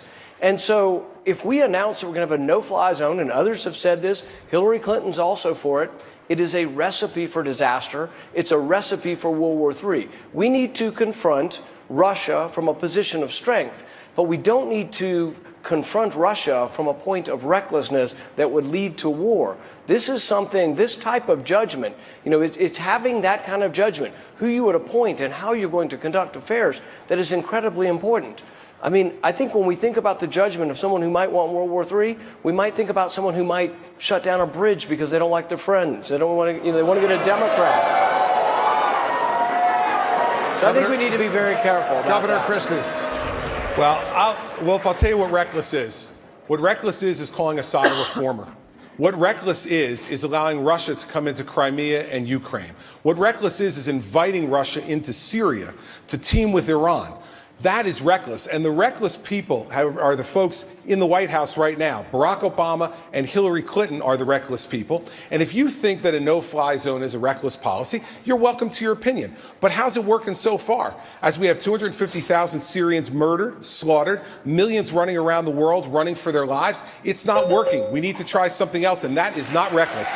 Let's go back. Hugh and Dana. Governor Bush. Commander-in-Chief question. You said that Mr. Trump is not qualified to be president because he's not qualified to deal with Vladimir Putin. Why are you better qualified to deal with Vladimir Putin than Mr. Trump? Because first of all, I know what I don't know. I know what I don't know. I would seek out, as I have, the best advice that exists. I won't get my information from the shows. I don't know if that's Saturday morning or Sunday morning. I don't know which one. I will seek out the best advice, and I will create a strategy, and I will persuade the American people what the role of America should be. I've laid out a policy of rebuilding our military. All of the talk that we're saying here, most of which I agree on, frankly, is a much stronger military. We now have a lack of readiness that is quite scary. We have planes that Harry Truman inaugurated, the B-52. We have the Navy has been gutted and decimated. The readiness of the Marines is way down.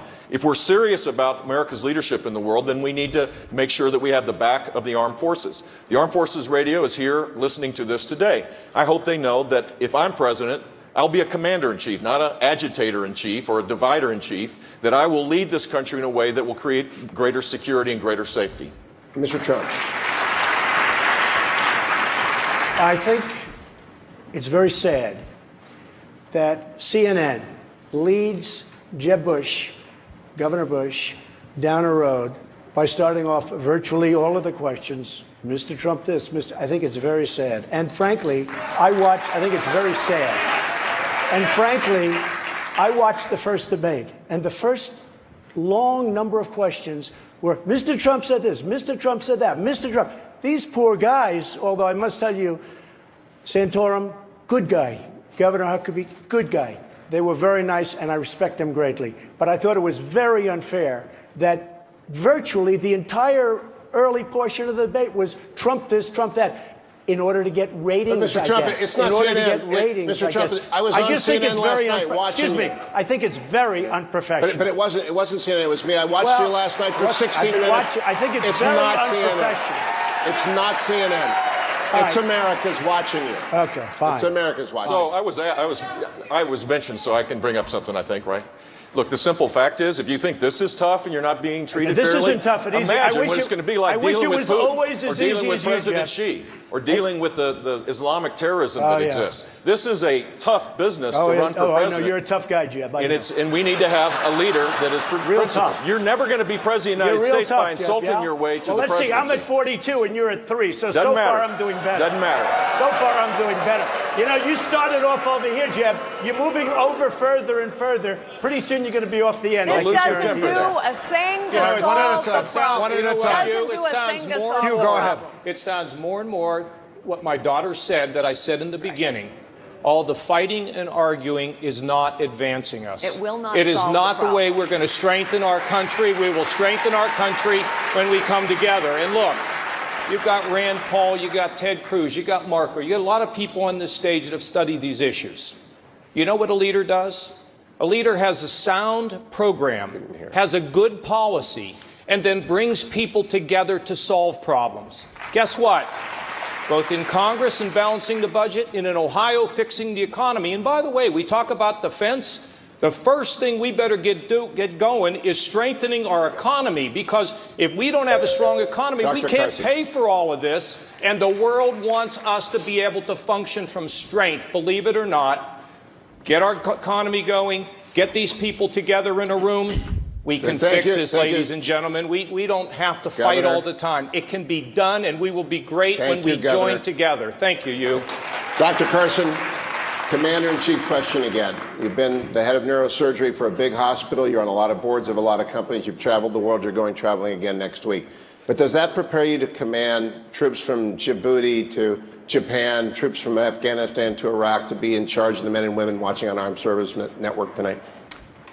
Well, you know, there's a false narrative that only the political class has the wisdom and the ability to be commander-in-chief. But if you go back and you study the design of our country, it was really designed for the citizen statesman. And we need to be talking about, where does your experience come from? You know, and I've had a lot of experience building things, organizing things, you know, a national scholarship program. One of the things that you'll notice if you look through my life is that I don't do a lot of talking, I do a lot of doing. And really it says more about a person than how much they talk. And then some people say you're weak because, you know, you're not loud and you're not boisterous and you're not rude. But the fact of the matter is, look and see what I've done. And that speaks volumes about strength. Thank you, Dr. Carson. We've been talking tonight about programs and policy proposals that you all have to keep Americans safe, and it's a big discussion on the campaign trail, also about border security and immigration. So let's talk about immigration. Senator Rubio, you co-authored a bill with Democrats 2 years ago that allowed a path to citizenship for undocumented immigrants. Do you still support that path to citizenship, which means giving those immigrants rights like the right to vote? Yeah. Immigration is not an issue that I read about in the newspaper or watch a documentary on PBS or CNN. It's an issue I've lived around my whole life.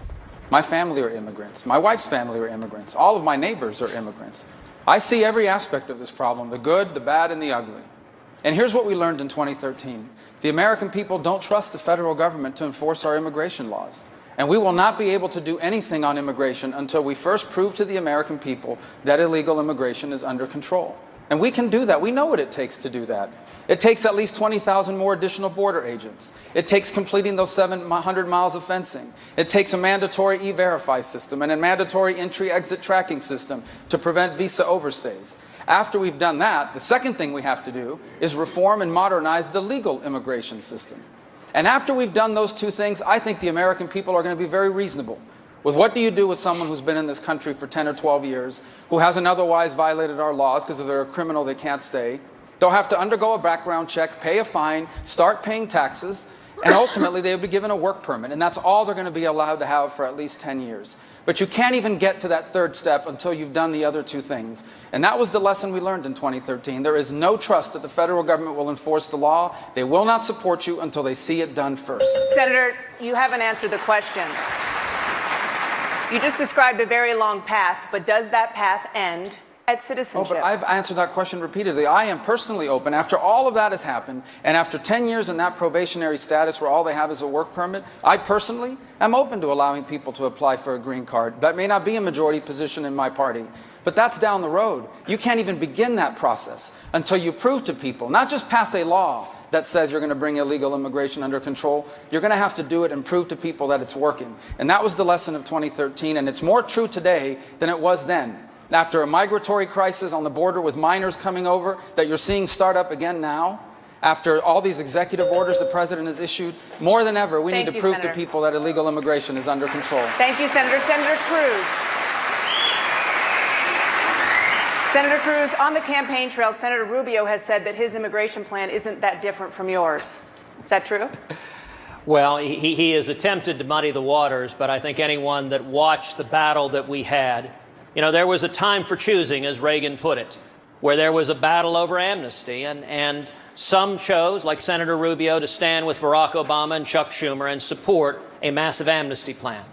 Others chose to stand with Jeff Sessions and Steve King and the American people and secure the border. And let me mention, this issue is actually directly connected to what we've been talking about, because the front line with ISIS isn't just in Iraq and Syria, it's also in Kennedy Airport and the Rio Grande. Border security is national security.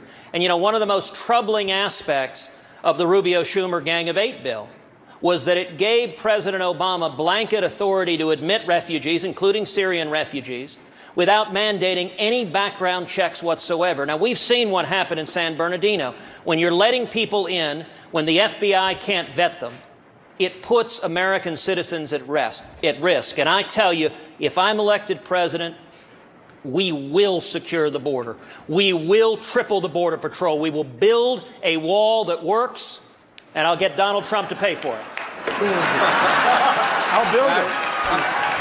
Dana? Thank you. Senator Rubio, please. Yeah, a couple points. In 2013, we had never faced a crisis like the Syrian refugee crisis now. Up until that point, a refugee meant someone fleeing oppression, fleeing communism, like it is in my community. As far as Ted's record, I'm always puzzled by his attack on this issue. Ted, you support legalizing people who are in this country illegally. Ted Cruz supported a 500% increase in the number of H-1B visas, the guest workers that are allowed into this country, and Ted supports doubling the number of green cards. So I think what's important for us to understand is there is a way forward on this issue that we can bring our country together on. And when I'm president, I will do it. And it will begin by bringing illegal immigration under control and proving it to the American people. Dana. Senator Cruz. Look, I understand that Marco wants to raise confusion. It is not accurate what he just said, that I supported legalization. Indeed, I led the fight against his legalization and amnesty bill. And you know, there was one commentator that put it this way, that for Marco to suggest our record's the same, it is like suggesting the fireman and the arsonist have the same record because they're both at the scene of the fire. He was fighting to grant amnesty and not to secure the border. I was fighting to secure the border.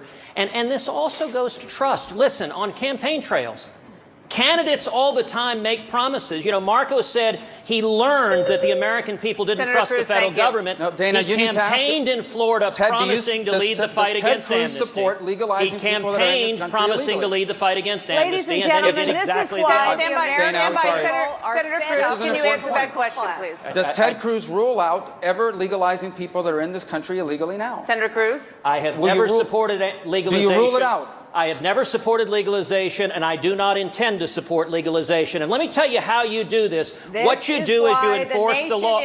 What you do is you enforce the law. We've been talking about this Ms. for Fiorina, please wait your 25 turn. We're going to years. get to you on this. Go Sorry, ahead, Senator you haven't Cruz. gotten to me. This Senator is Cruz, why go the ahead. nation is do fed is up you- with the political class. What you do is you enforce the law. I've laid out a very, very detailed immigration plan on my website, tedcruz.org. It's 11 pages, existing federal law, and in particular, the question of what to do with people who are here now.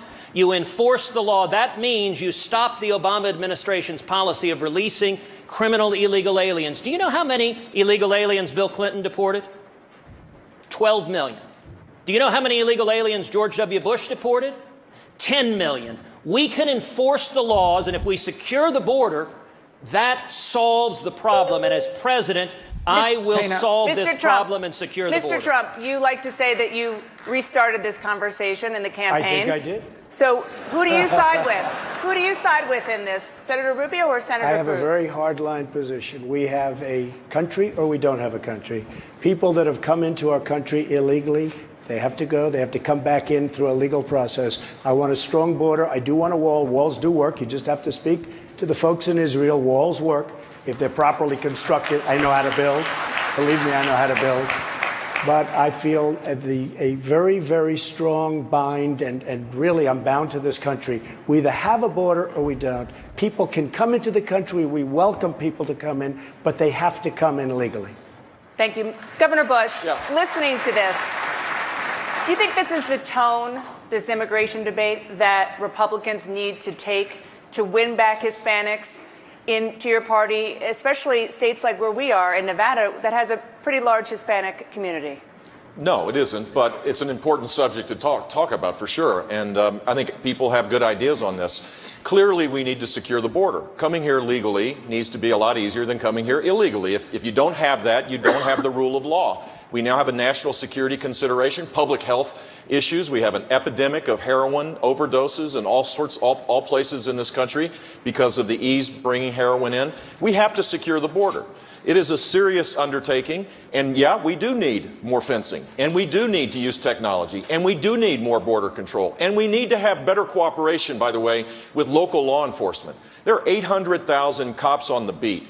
They ought to be trained to be the eyes and ears for law enforcement, for the threat against terror, as well as for immigration.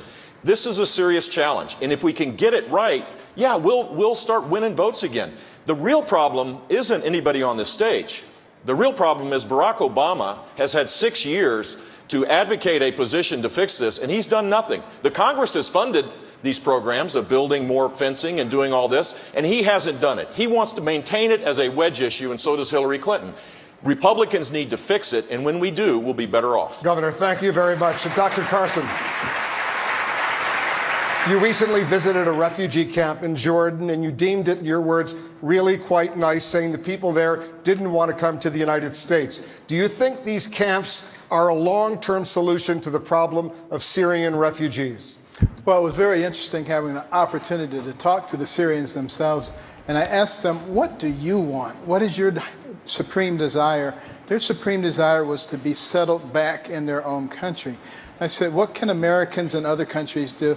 They said, support the efforts of those who are trying to provide safety for us, including the Jordanians. Of course, they had a brand new hospital, for instance, that was unstaffed because there wasn't enough money to do it. But here's what's really neat. If you go into Hasaka province in northeastern Syria, that's an area that's as big as Lebanon. It's controlled by the Kurds, the Christians, and the moderate Sunnis. And there are airstrips and hotels.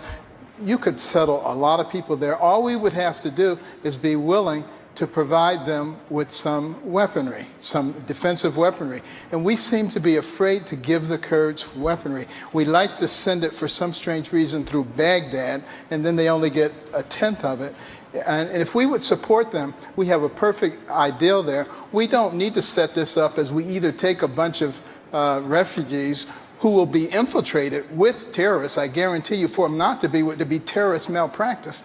And we need to choose the right choice, not these false choices. Senator Paul, you oppose letting in Syrian refugees at this time into the United States. The U.S. has already accepted 2,000 Syrian refugees, including 13 living here in Las Vegas right now. Would you send them back? What would you do with these people? You know, I think we need to set the record straight on this, because I think Marco misspoke about the bill. On the Gang of Eight bill, there was no provisions really for extra scrutiny or safety for refugees. At the time the bill came up, 2 Iraqi refugees came to my hometown, Bowling Green, Kentucky. Their fingerprints were on a bomb from Iraq. They were in the database, but we didn't pick them up. We relocated them here, put them in government housing, got them on food stamps, and we began providing for them, but we didn't have adequate security. On the Gang of Eight bill, on Marco's bill, we had an opportunity. There was a conservative consensus for an amendment I put forward called Trust But Verify that would have strengthened border security on both refugees, students, and those coming here. And Marco sided and was, I guess, more sympathetic to Chuck Schumer and to the president than he was to conservative principles. But this goes directly to national defense. And if he wants to run as a national defense conservative, he's got to explain why he hasn't stepped up to support border security. Senator Rubio. Well, as he's just admitted, the reason why those refugees were allowed in is because they messed up in how they used the actual database. They should have known. They didn't, because they didn't run the actual law as it exists now. It didn't work well. As far as the refugees are concerned, it's not that America doesn't want to accept refugees, Wolf. It's that we may not be able to, because this is an issue we have to be 100% right on. If we allow 9,999 Syrian refugees into the United States, and all of them are good people, but we allow one person in who's an ISIS killer, we just get one person wrong, we got a serious problem. And there is not a single person in the national defense apparatus of this country that can guarantee you we're going to be 100% right. And that's why, as president, I'll take this very seriously. Senator Paul, you didn't answer the question about the 2,000 Syrian refugees who are already here in the United States. Will you send them back or let them stay?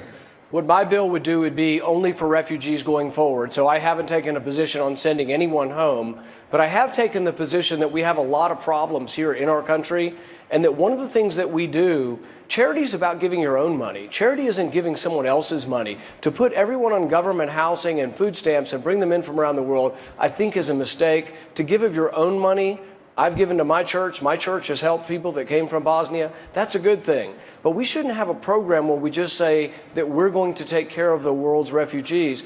Nobody in the Middle East is doing anything. Saudi Arabia, Qatar, Kuwait, all the Gulf nations are doing nothing. They need to step up and take refugees. We have another question.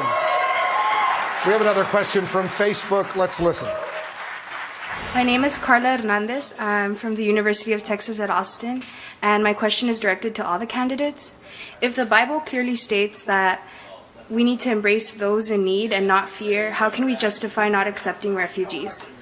Governor Christie, you say there should be a pause in allowing new refugees to come in to the United States, including orphans under the age of 5. What do you say to Carla? What I say to Carla is that the first job of the President of the United States is to protect your safety and your security and the security and safety of your family. And this debate stops with me in the discussions with the FBI director.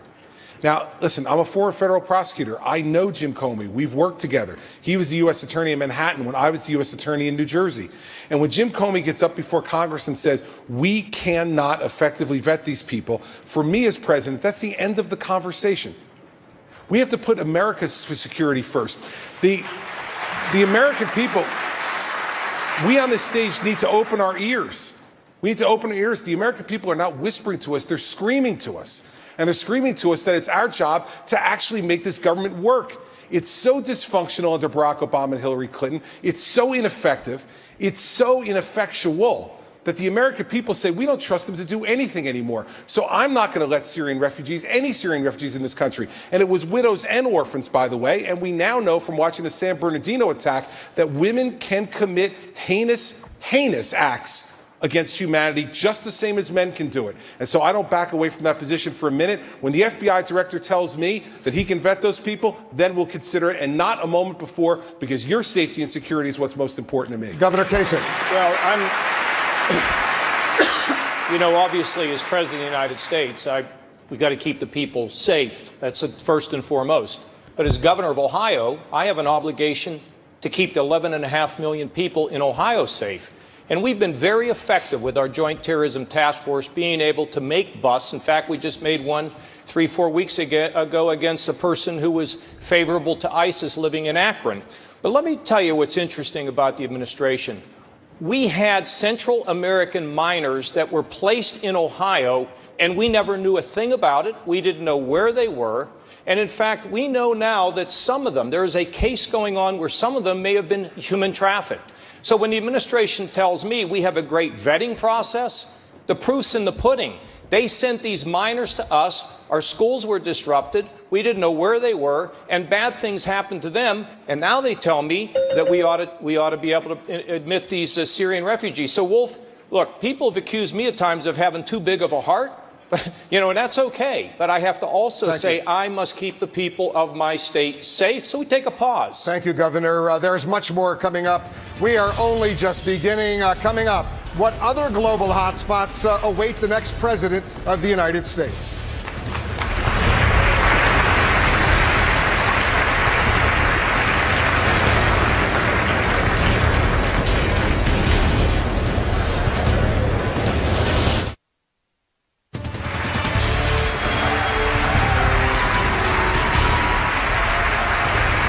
Welcome back to the CNN Facebook Republican presidential debate. We're here at the Venetian, Las Vegas. Tonight we've been focusing in a lot on the Middle East, but let's turn to some other world threats that you will potentially face as commander-in-chief. Ms. Fiorina, candidates here have called the North Korean leader Kim Jong-un a maniac who is mentally unstable. Last week he said he now has a hydrogen bomb.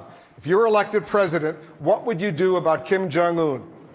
Well, first, Kim Jong-un is a dangerous leader, without a doubt. And both Republican and Democrat administrations have been completely ineffective in dealing with him. So we must continue to isolate him. We will need China as part of that strategy.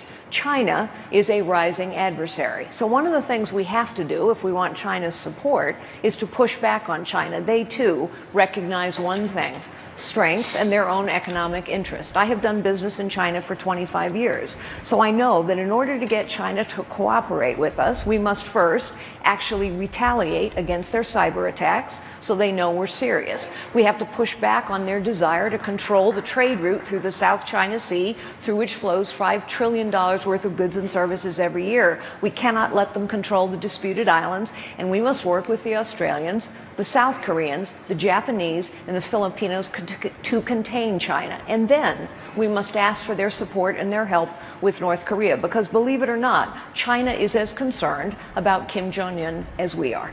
Dr. Carson, what would you do about Kim Jong-un? Well, I definitely believe that he's unstable, and I do, in fact, believe that China has a lot more influence with him than we do. But we also recognize that North Korea is in severe financial straits, and they have decided to use their resources to build their military rather than to feed their people and to take care of the various humanitarian responsibilities that they have. we can capitalize upon that. You know, we should use our economic power in lots of different ways. I think we can use that in order to keep Putin contained, because he's a one-horse show, energy. And we have an abundance of energy, but we have archaic energy exportation rules. We need to get rid of those, allow ourselves to really make Europe dependent on us and other parts of the world dependent on us for energy, put him back in his little box where he belongs. And, you know, we need to be doing lots of other things with the resources that we have. So economic power works just as well as military power, perhaps even better.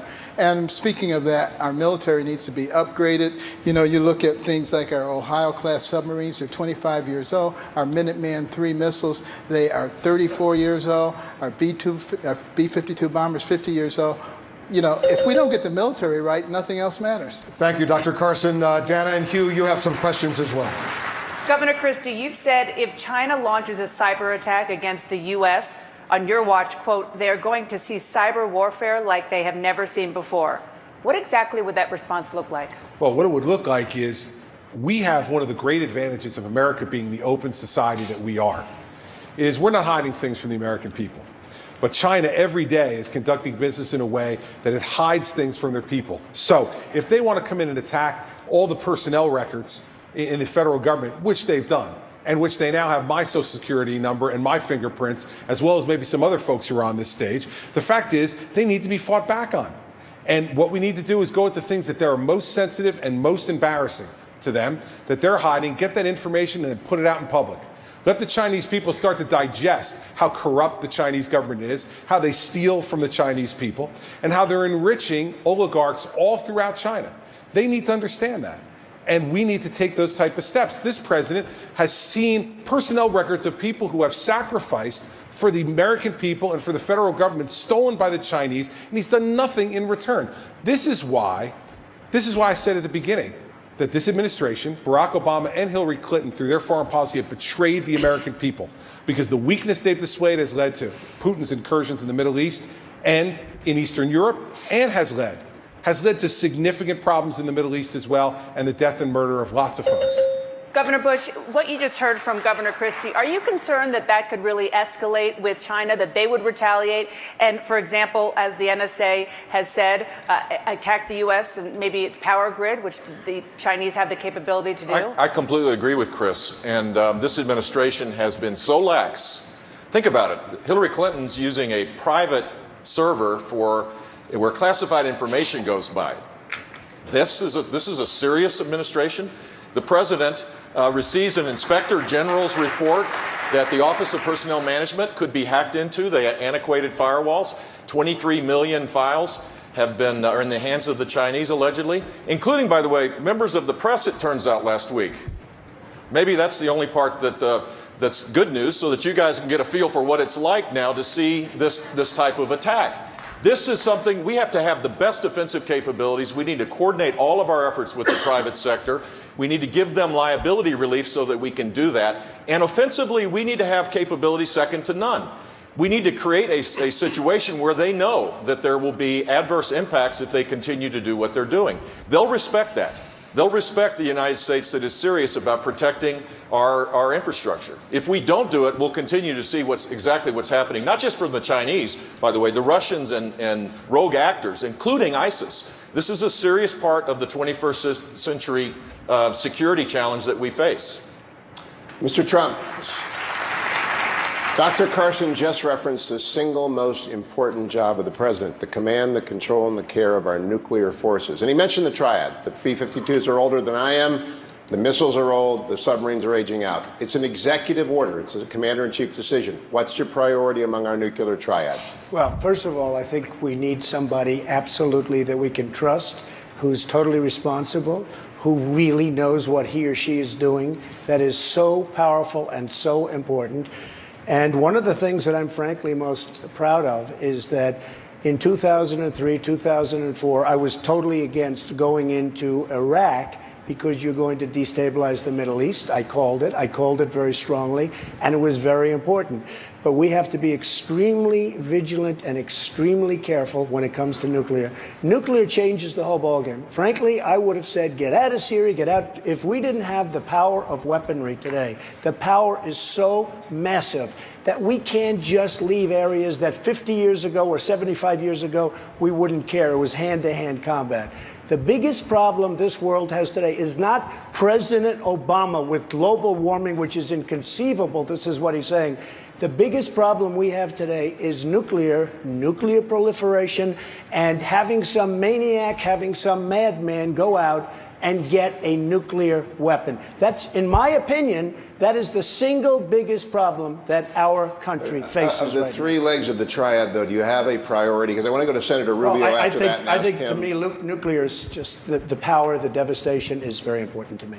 Senator Rubio, do you have a response? I do. Well, first, let's explain to people home what the triad is. Maybe a lot of people haven't heard that terminology before. The triad is our ability of the United States to conduct nuclear attacks using airplanes, using missiles launched from silos or from the ground, and also from our nuclear subs, ability to attack. And it's important, all three of them are critical. It gives us the ability at deterrence. Now, some have become more critical than others, for example, the submarines. And that's the Ohio-class submarine that needs to be modernized. The air component also needs to be modernized. The B-52, as someone earlier pointed out, is an outdated model that was flown by the grandparents of people that are flying it now. And we need a serious modernization program as well on our silo-launched missiles. All three are critical for the defense. Thank you, Senator Rubio. Some of you on this stage have questioned whether your opponents have the temperament, the right temperament, to be in control of the nuclear codes. Dana, you have a question on this. Mr. Trump, just this weekend, you said Senator Cruz is not qualified to be president because he doesn't have the right temperament and acted like a maniac when he arrived in the Senate. But last month, you said you were open to naming Senator Cruz as your running mate. I did. So why would you be willing to put somebody who's a maniac one heartbeat away from the presidency? But I've gotten to know him over the last 3 or 4 days. He has a wonderful temperament. He's just fine. Don't worry about it. Okay. Senator Cruz, you have not been willing to attack Mr. Trump in public, but you did question his judgment in having control of America's nuclear arsenal during a private meeting with supporters. Why are you willing to say things about him in private and not in public? Dana, what I said in private is exactly what I'll say here, which is that the judgment that every voter is making of every one of us up here is who has the experience, who has the vision, who has the judgment to be commander-in-chief. That is the most important decision for the voters to make. That's a standard I'm held to, and it's a standard everyone else is held to. And I will note, in the whole course of this discussion about our foreign policy threats, it actually illustrates the need for clarity of focus. My daughters, Caroline and Catherine, came tonight. They're 7 and 5, and you think about the Los Angeles schools canceling their schools today. And every parent is wondering, how do we keep our kids safe? We need a commander-in-chief who does what Ronald Reagan did with communism, which is he set out a global strategy to defeat Soviet communism, and he directed all of his... I'm answering the question, Dana. He directed all of his forces to defeating communism. One of the things we've seen here is how easy it is for Barack Obama and Hillary Clinton to get distracted from dealing with radical Islamic terrorism. They won't even call it by its name. We need a president who stands up, number one, and says we will defeat ISIS, and number two, says the greatest national security threat facing America is a nuclear Iran. Senator, a lot of people we need to be focused on defeating radical Islamic terrorists. You made in private. I just want to clarify. What you're saying right now is you do believe Mr. Trump has the judgment to be commander-in-chief. What I'm saying, Dana, is that is a judgment for every voter to make. But what I can tell you is all 9 of the people here would make an infinitely better commander-in-chief than Barack Obama or Hillary Clinton. Thank you, Senator. And there is a real danger, Dana, when people get distracted. I'm answering the question, Wolf. There's a real danger when people get distracted by peripheral issues. They get distracted by democracy building. They get distracted about military conflicts. We need to focus on defeating jihadism. ISIS and Iran have declared war on America, and we need a commander-in-chief who will do everything necessary to keep our children safe. Thank you, Senator. And I will do everything necessary to keep our children safe. Thank you, Senator. We're a month and a half away now from the first real test who will be the Republican presidential nominee. Hugh, you have a question. Mr. Trump, my listeners tell me again and again they're worried that Hillary Clinton will win the White House because you run as an independent. Are you ready to reassure Republicans tonight that you will run as a Republican and abide by the decision of the Republicans? I really am. I'll be honest. I really am. I mean, people have been putting me the question. I really am. I can apply. Dr. Carson. Excuse me, can I just finish? Oh, please. I've gained great respect for the Republican leadership. I've gained great respect for many, and I'm going to even say, in different forms, for the people on the dais. In different forms. But I have great respect for the people I've met through this process. I've never done this process before. I've never been a politician. I mean, for the last 6 months, I've been a politician.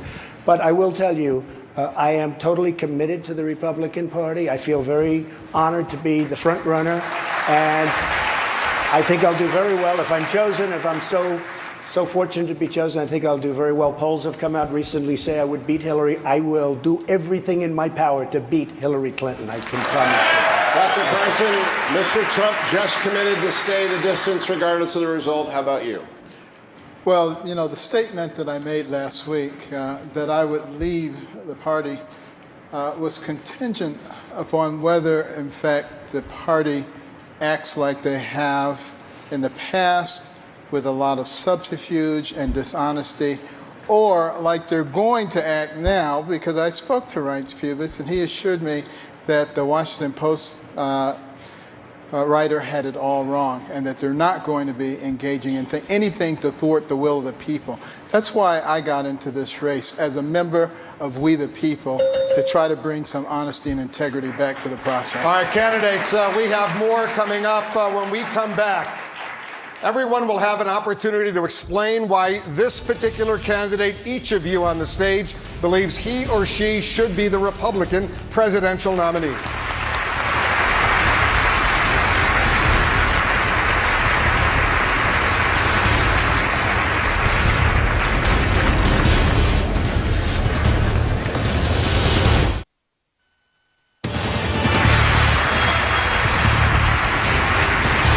Now it's time for the closing statements from the candidates. Each one has 30 seconds. Senator Paul.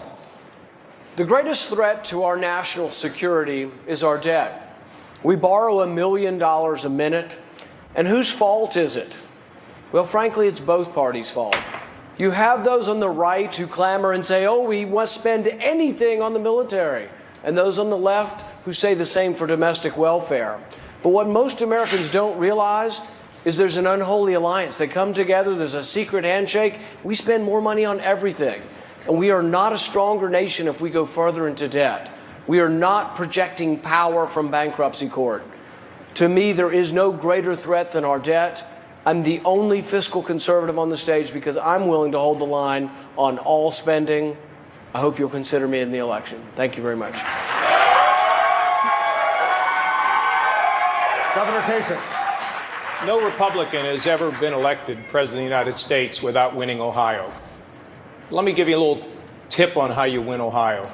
It's reform, it's hope, it's growth, it's opportunity, and it's security.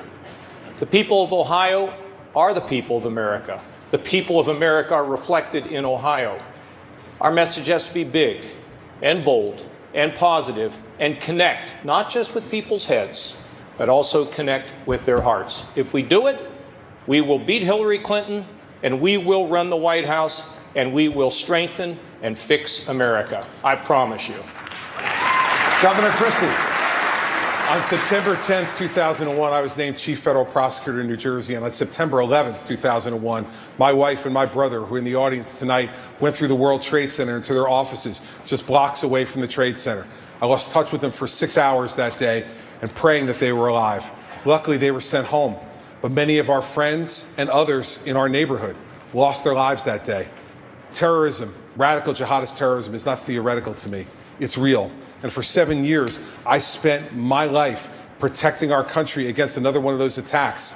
You won't have to worry when I'm President of the United States whether that can be done, because I've already done it. I want the chance to do it again to protect you, your children, and your families. If you give me the chance and give me your vote, I will protect America from the wars that are being brought to our doorstep. Ms. Fiorina. I too remember September 11th. I remember immediately putting into place security procedures all throughout our company that did business in 170 countries where we thought corporate interests would be attacked next. To take our country back, to keep our nation safe, we have to begin by beating Hillary Clinton. We need to unify our party. We need to be better than our government, which 75% of the American people now think is corrupt and incompetent. They're right. We need to be better than our politics. 80% think we have a professional political class of both parties that cares more about its power, position, and privilege than actually on getting anything done. We need to unify our party. We need a real conservative in the White House. And we need to beat Hillary Clinton to take our country back and keep our nation safe. I can. I am. And together, if you join me, we will take our country back. Governor Bush. Ask yourself, which candidate will keep you and our country safer, stronger, and freer? Hillary Clinton has aligned herself with Barack Obama on ISIS, Iran, and the economy. It's an alliance doomed to fail. My proven record suggests that, and my detailed plans will fortify our national and economic security. And my proven record as governor will give you a sense that I don't make false promises. I deliver real results. For America to be safe and sound, I ask for your support. Thank you all very much. Senator Rubio. Thank you. As we near the end of this year, we enter one of the most important elections in a generation. For what's at stake in this election is not simply what party is going to be in charge, but our very identity as a people and as a nation. For over 200 years, this has been a special country, a unique place where anyone from anywhere can achieve anything. But now millions of Americans feel like they're being left behind, insecure in their future and unsafe in the face of terrorism. This election is about electing a president that will restore our economic vibrancy so that the American dream can expand to reach more people and change more lives than ever before, and rebuild our military and our intelligence programs so that we can remain the strongest nation on earth. Tonight, I ask you for your vote. If you do this, we will rebuild this country, and together we will usher in a new American century, the greatest era in the history of this great land. Senator Cruz.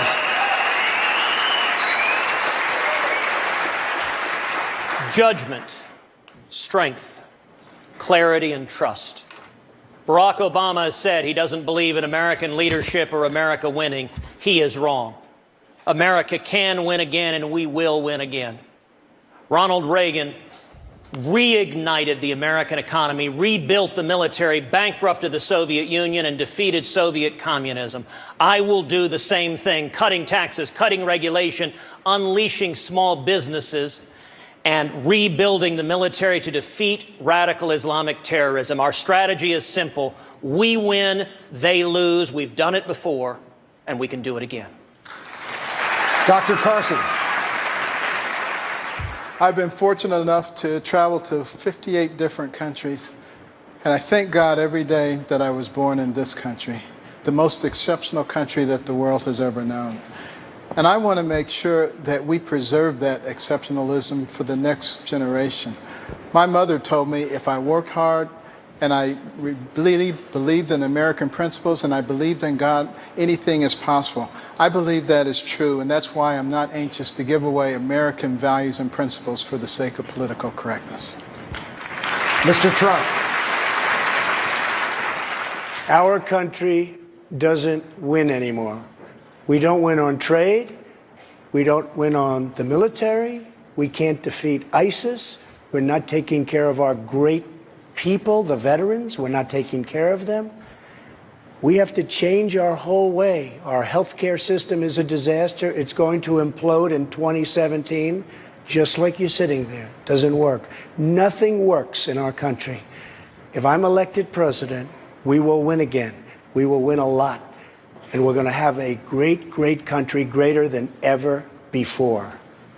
Thank you. Thanks to all the Republican presidential candidates. That does it for this Republican presidential debate. On behalf of everyone at CNN, we want to thank the candidates, Facebook, the Republican National Committee, and the Venetian Las Vegas.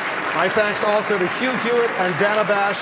We especially want to wish everyone a very Merry Christmas, Happy Holidays, especially to our soldiers, sailors, airmen, and Marine protecting our nation around the world. Anderson Cooper picks up our coverage of tonight's debate right now. Anderson.